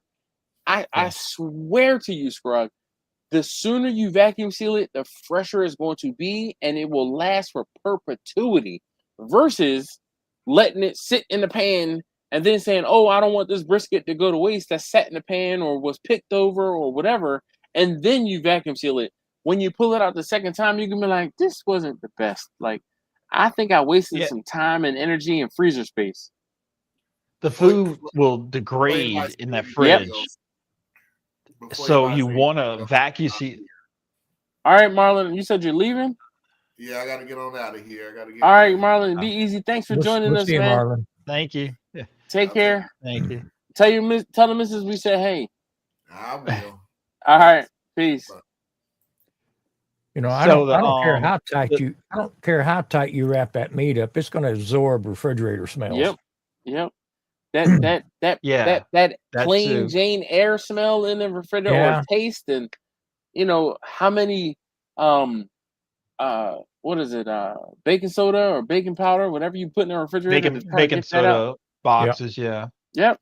So the food's gonna degrade over time. It doesn't, like, you could keep food at a hot temperature for a week. Yes, it's still gonna be food safe. Yep. But it degrades and it's gonna be nasty texture and just mushy. It's so the sooner you can freeze it, vacuum seal is best, and freeze it, because that air is your enemy anyway. That it's gonna be a fresh when you go to reheat it. Speaking of which, we got like 15 more minutes before I cut this off, because in case you haven't forgotten, I still need to put that meat into the freezer. But Scrog said he took the food safety and passed it back in the 80s. Yeah, I think things have changed just a little bit from then to now. Berto said, I only saw CNN drawings of the Puffy trial. Hope the good guys win eventually, and things. Thyron says I'm a safe serve manager. Yes, indeed. I would say majority of, I don't know, I'm a speak for, but I've taken my safe serve manager test and certification and test. I have not renewed it. I think I'm probably due for a renewal. I have not renewed it, and I didn't realize that I didn't realize recently that I needed to renew it until I looked into it, and I was like, oh, damn, this thing expires? Because my background is computers, and my computer certifications were lifetime certifications. I got my certs before I had to do renewals or before I had to do continuing education. So, yeah. Anyway. So where do you have to go to get recertified? So the same place where I took my original certification or original test. Basically, you just have to go and do a refresher. Yeah, but you say go back. Is it like a community college? No, so this was a lady's in an office park, more or less. She had a classroom set up, and I sat for, let's say, a day. It was like a Saturday thing, where I sat for maybe 4 or 6 hours, and it was just enough for you to get the information to pass the test, and you passed the test, and boom, you were good to go. And the refresher, because I've never done the refresher, I'm not sure if it's the whole like 4 hour thing again, or if it's just like a 2 hour thing. But the whole thing is you need to pass the test, or from what I understand, you need to pass the test again and again and again every like 3 to 5 years. 5 years, I think it is. Like, so you and you can do it that on at the same place. Yeah. Well, you can do it online. You can just do Serve Safe online. There's different ones that you can do. Yeah, I did mine online. It really is pay $150 or so, and boom, you get a piece of paper. Oh, I'm sure it's a money grab. 180. See, for the manager one, it's 180. That's you can tell how long it's been since I've done it.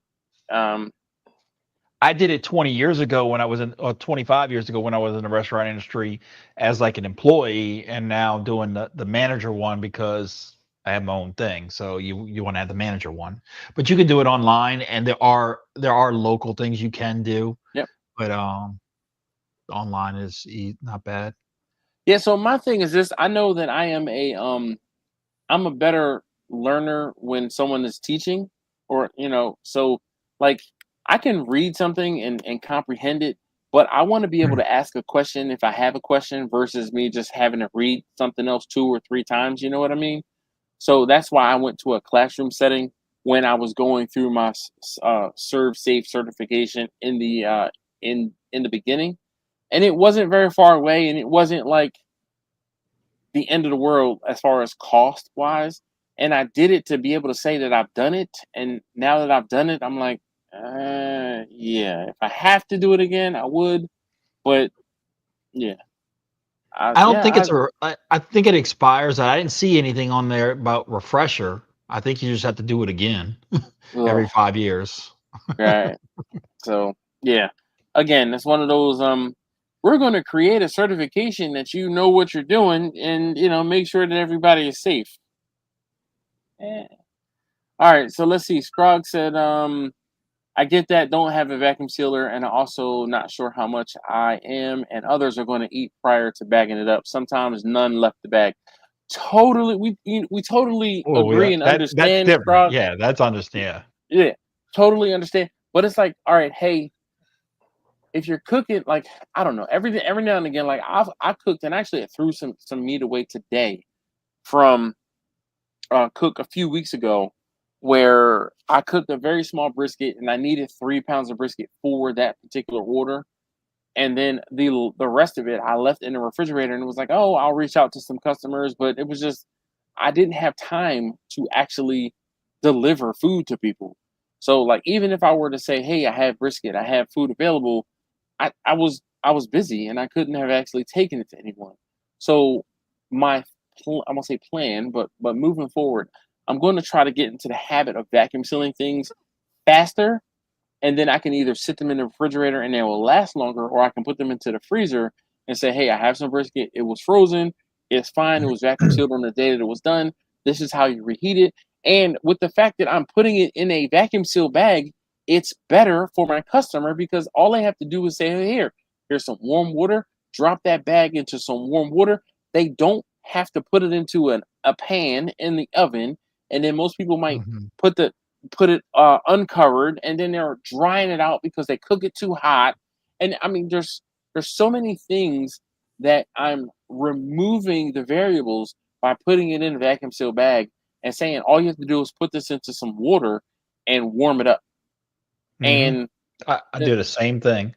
Boom. Yeah. And boom. And then it's like, all right, hey, cut open the bag and pour it onto a plate, or pour it into a serving dish. And when I say it'll be fantastic, because all of those juices are inside that bag, and the brisket will provide its own juices. And then, hey, here's a cup of some jus. this jus will last in the refrigerator for months if you needed to. You can use it for other things. Like I have people asking me for jus. They're like, "Yo, can you have any jus left over so I can make like bouillon cubes with the jus?" So, you asked earlier what other people you vacuum seal, and yeah, I'm with you. We do a lot of cheeses. yeah. We just about all of our leftovers, Oh I yeah. seal them up rather than put them in a refrigerator covered Yep. for a day or two. Because I you seal put them them up. in. The bags are cheap. I mean, mashed potatoes, it doesn't matter. I seal them up. Okay. And It'll then it's last like, oh, you know for what? I want some mashed potatoes today, or I don't want to make a whole big old pot because it's just me. I'm eating lunch on a Right. random Thursday. Yeah, I get it, Grumpus. I hate popping open that Tupperware and all that water drips off the lid down into your. I mean, they're never the right size, and Yeah. the vacuum bags fit perfect every time. Plus, that Tupperware is probably old as I am, Grumpus. Well, it probably is. Water, yes. Got all that pizza sauce stain on it. You can't even see in them anymore. Man, sure enough, they be all So red and bubbly. Scrog 13. I got like $115 vacuum seal from Walmart, and it had a single lever. Because these other vacuum seals, you have to use two hands, and that's the food saver one I had, and I hated having to do that. First of all, but this one actually has a single handle. They even use that as a selling item, and it works actually better than the food saver one. To be honest with you, and it was like half the price. And you can also buy the bags on Amazon pre-done, way cheaper than the rolls. I don't like using rolls because Easy. it's expensive. If you have like if you want to do a brisket, you can make a bigger bag for that. Right. But I use the pre-done bags, and it's cheaper. I don't know. I guess because of the things that I'm vacuum sealing, they're just not. They don't fit into that pre-made bag mold because in the boxes that I get let's say 10 pre-made bags, and it just like I much rather make the bags to size. But then again, that's probably just what I am vacuum sealing. Like I'll vacuum seal Yeah.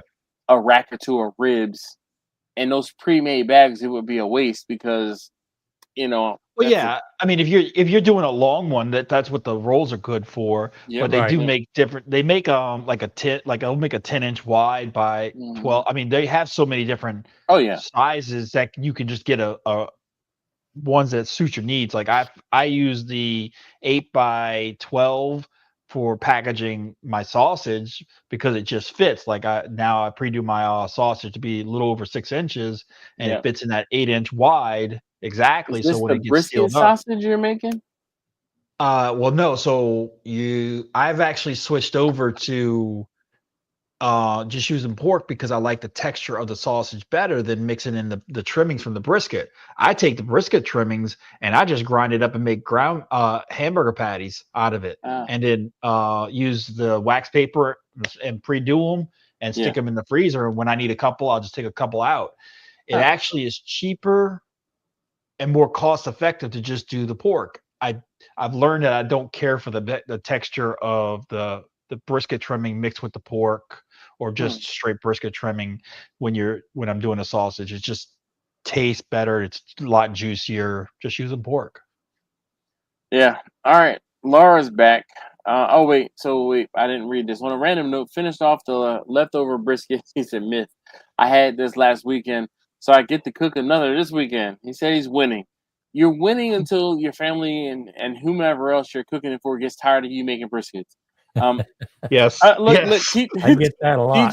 TJ is shaking his head. Grumpus is shaking his head. Yes. Again, if Brisket you again. oh yeah. Let me just tell you, You can only hide it so many different ways. man.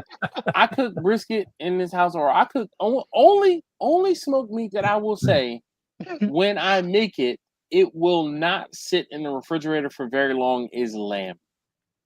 Everyone in my household appreciates lamb because I cook it infrequently, and I cook it infrequently on purpose because I don't want them to get tired of it.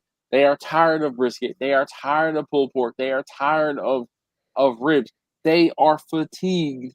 And I mean, even the pulled chicken, yes, it's fantastic, it's good, but they're like, again, Your yeah, palate just gets exhausted from it.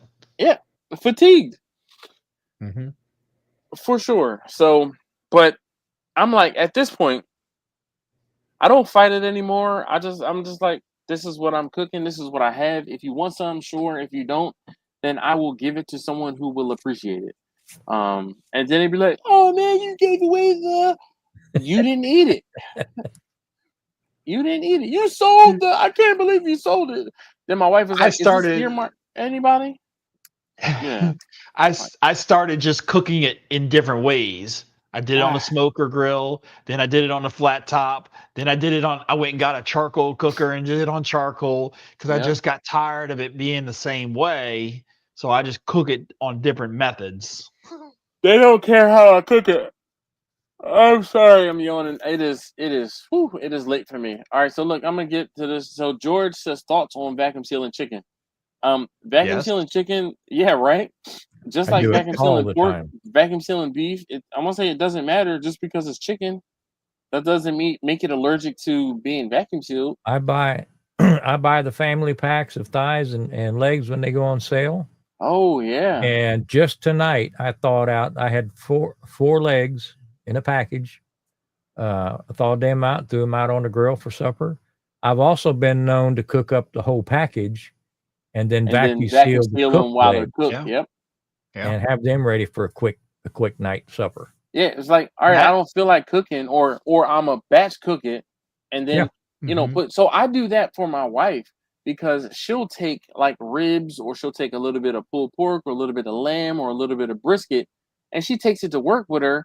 And it's like, okay, I'm gonna have a snack with some cheese, or that's gonna be her lunch. And those are, I mean, they last, I would say, forever. But when they're frozen, it's like, okay, they're frozen, and you can just stick them in a lunch bag with whatever else is in there. By the time she's ready to eat it, it'll be thawed out or close to thawed out, and then she just warms it up, eats whatever, and then boom, she's not. I would say she's not wasting it, but it's going to good use, and it's I'm already cooked it. It might as well end up becoming a quick meal, if you will. Yeah, George. Right. Go ahead and seal that chicken up. Yeah, man. So that's what's great about the vacuum sealer. You can buy in bulk. Oh yeah. Split it all up and vacuum sealing it. And then a big trick, like you did earlier, is you want to flatten out the object so it's not a big ball. Yep. It's flat. And so it when it sits goes in the freezer, better. So it's easier to thaw when it's thin. Mm-hmm. So Roger, this is non-writer 11 is my homie Roger. He said he raises his hand because he's one of those people that hey, I have some brisket left over, I have some ribs left over, I have some pulled pork left over. Did you want some? And I did not reach out to Roger the last time because the whole thing was my intention was to actually sell it. But Roger knows, and I know where Roger lives, and Roger actually has to come up to my house because this container is still sitting on my damn table, Roger. So he knows what that is. I'm sure he's laughing right now at his computer. But Laura said, hold on, let's see what she says. I need to get my butt to bed. Good night. Take care. Bye for now. Dash and all. Enjoy the night. Yes, I need to go to bed too. So Bertha Amigo, hold on. Bertha Amigo says a cold Philly cheesesteak from Fat Shack is my best power breakfast. Oh, there's so much wrong with that sentence. I'm just. I don't think I could do that cold. I mean, I don't mind eating a sandwich cold, but not so this particular sandwich. Oh, that's all hard. It's but see, I'm also that type of person that's like, I don't need to have my food burn in my mouth when it's when it was cooked. So I don't mind eating cold. Like, Grumpus, I'm assuming he's talking straight out of the refrigerator. Possibly. Yeah. Damn right. No, right. I couldn't do that. Grumpus, do you like iced tea? Yes, I do. Do you drink iced coffee? Yes, I do. Okay. Because sometimes there are those people like, I can't eat my food cold. They're like, I can't drink iced coffee. I can't drink iced tea. I'm looking at this cheesesteak and I'm thinking hard candle wax fat coating the whole inside of my mouth until like 4 p.m. Nope, it's not gonna be that way. So you'd be surprised. Go ahead, TJ. What's up? So I find when it's food is I'll prefer some food cold over it because you can taste the flavor of the food. Because when it's hot, you're missing some of it. Yep. Because you're burning yourself trying to eat it. Yeah. So I used to work at Papa John's many moons ago, and you would think I'd be weird, but I would cook a pizza and then put it in the cooler to make it cold because it tasted so much better. Because Papa John's back then had the best cold pizza. Period, hands down. So do you like Chipotle, TJ? Grumpus, Chipotle? I can take it or leave it. Chipotle is better the day after. Okay. Hands down, Chipotle is better the day after because when you get it, all of those flavors and everything that you get and it's fresh. Now, mind you, it's good when it's fresh. But after a day that you've had it chilled and you reheat it, everything, all of those flavors, meld together, and that everything comes together, and it gives it that much better depth of flavor because it had time to meld. I'll tell you one better. When I do vacuum seal brisket for portions, I'll take it with me to work. I'll just slice that bag open cold and eat it cold. Yeah, I've given folks brisket cold and pulled pork cold or pulled chicken cold, and they'll eat it like Roger knows. And you see me with the cups of pulled pork and the cups of chicken, and I'm like, here, just try it right now. Like they're like cold. I'm like, yeah, try it now. Oh man, this is good. Just wait till you warm it up. Exactly. Okay, it's that much better. But you can. It's still palatable cold. Yeah. Now, if I pour a bunch of the like the fat from or jus, I try to separate the fat off of the pulled pork. But if I pour a bunch of the fat in or enough of the fat in, and it kind of coats everything, it is less palatable, but it's still good. I mean, it's still to the point where people would eat it. But you can put too much, you can overdo it. And Roger says Domino's is best cold pizza. Well, I'm talking about 20 years ago when Papa John's quality was way better than what it is now. Yeah. So Berto Amigo says next business idea: delicious candle wax. I mean, I won't say, but I can honestly say that a brisket tallow candle. It is a smoked brisket tallow. But that smell your room up nice, wouldn't it? It sure would. It definitely does. Yeah. Let's see. Roger says Chipotle rice does not reheat well. I don't know if you can add a little drop of moisture back to it or what have you.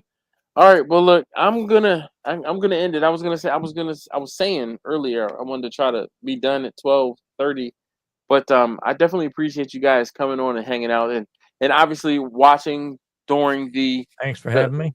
Yeah, no Good problem. seeing you, TJ. Oh wait, you guys didn't tell me. What do you want me to do with the video? What do you want me to do? So that wasn't any good. You saw my. What'd you say, Grumpus? I'm just messing with you. So just edit it. I would say what you think is best. We'll see. So here's the thing. Grumpus' comment blocked the whole thing. Oh, you couldn't. Because it was so low. Ah, damn it. No. From our view, but your camera you said had a more downward view. It was higher. It might be fine. Oh yeah. It was just the live stream was blocked. Our view was blocked. And the funny thing is when we started to see the knife, you'd slide that brisket back over.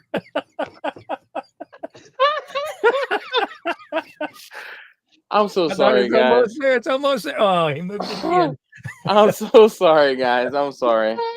that's the thing, like, because I'm trying to. It was fun doing it live. I'm trying to do different things to keep this live and interesting, and it's hard. When you're a one-man band, it's hard.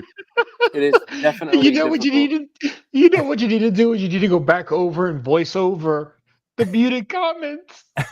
Oh, nobody knows what you said during it.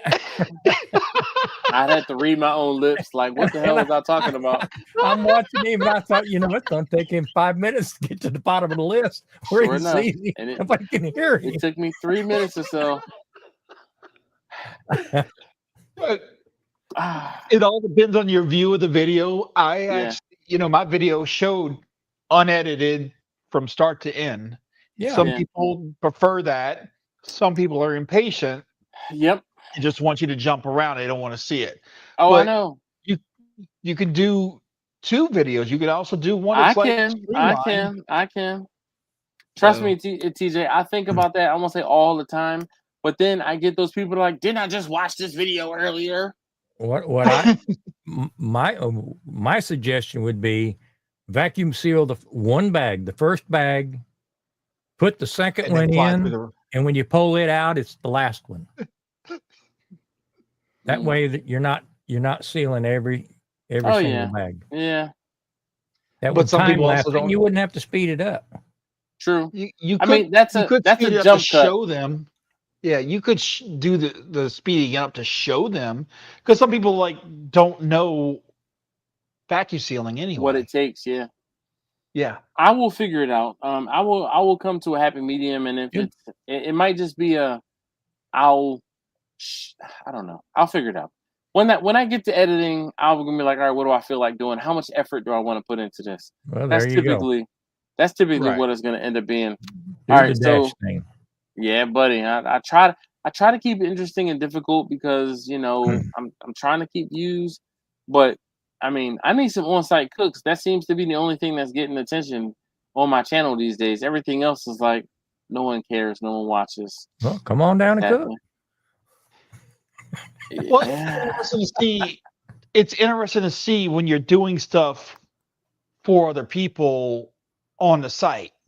I'm doing stuff for other people too. When I'm doing the vacuum sealing, you're doing it in the kitchen. It's different. Is that not for somebody else? So the one you did where you even forgot to press record for the first half. Yeah. It was still interesting because you would explain the things that were going on. Oh, the lady went. First of all, the person that kept stealing your voice. That was the first one. That was the one that didn't get views, which is crazy. I enjoyed it. Thank you. But you guys seem to watch no matter what I put out. Okay. It doesn't. Okay. Okay. Within reason. So the video you did today, I watched them all. I watched it all. I did fast forward through it because you were showing everything I've already seen because I've gone in there. So as opposed to fast forwarding, you can watch it at a faster rate of speed.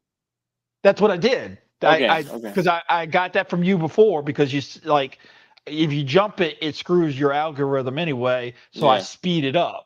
Yeah, but that's it. Like when you were just walking through showing all the stuff, because I frequent Restaurant Depot, I don't need to see all that. And I'm gonna tell you, your Restaurant Depot is pretty damn dirty. In that cooler, agree. It's dirty. It is. It's ghetto-ish. It is. I watch every minute in case you mention my name. I don't want to miss it. Got him. Okay. I'm gonna just be like random. Grumpus, comment down below. Grumpus hasn't commented in a while. You know what? I'm thinking about. You know what hasn't happened in a while? Grumpus. I'm gonna start calling mofos out on the videos. Now we got a show. Yeah. Now I'm gonna make a list. So you know what's funny, right? So my buddy Travis, the video that went up yesterday, when I said, "Okay, cool. Oh yeah, coach. Oh yeah, coach." He used to do that in my garage and around us all the time. Yeah. So I'm like, "Oh yeah, coach." And I put shout out to Travis. I get a text message yesterday, and it said, "Oh yeah, coach." So I said, "Hell yeah, man!" I said, "I was hoping you would see that, but I don't know because and I say I don't know because I'm like, comment on the videos. There are people hit me up or they're like, oh, I saw this video last week, blah blah blah. Comment on the video so I know you saw the video. How do I know that you saw the video if you don't comment? That is the hardest thing for people to do. And I'm like, just comment on the video. But anyway, you're right. I didn't comment on the No, video no, but I did watch it. Comment on about half of them. Yeah, but you know what? You comment on more than most. All right, usually at work. But you comment on more than most. TJ especially, Grumpus especially. So I won't say it's not warranted. But anyway, fellas, I'm ending it here. I gotta get this brisket in the freezer and I gotta get to bed because I gotta get up in 5.5 hours. So same here.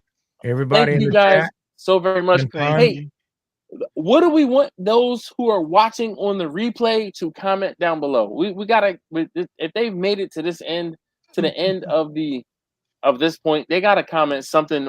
I want it to be off the wall. Like, come on. Turkey bacon sucks. Oh God. TJ is a hater. That's what we're gonna comment. TJ is a hater. Okay, comment. TJ is a hater down below. Okay, we might have to Grumpus. We might have to change it from Loiters going to Lloyd to TJ is a hater. And TJ's too new here to understand what that means. TJ's like, what is TJ? Yeah, right. TJs are going to TJ, okay? Because Loiters are going to Lloyd, TJs are going to TJ. So, that's what you're telling them to say. TJs are going to TJ.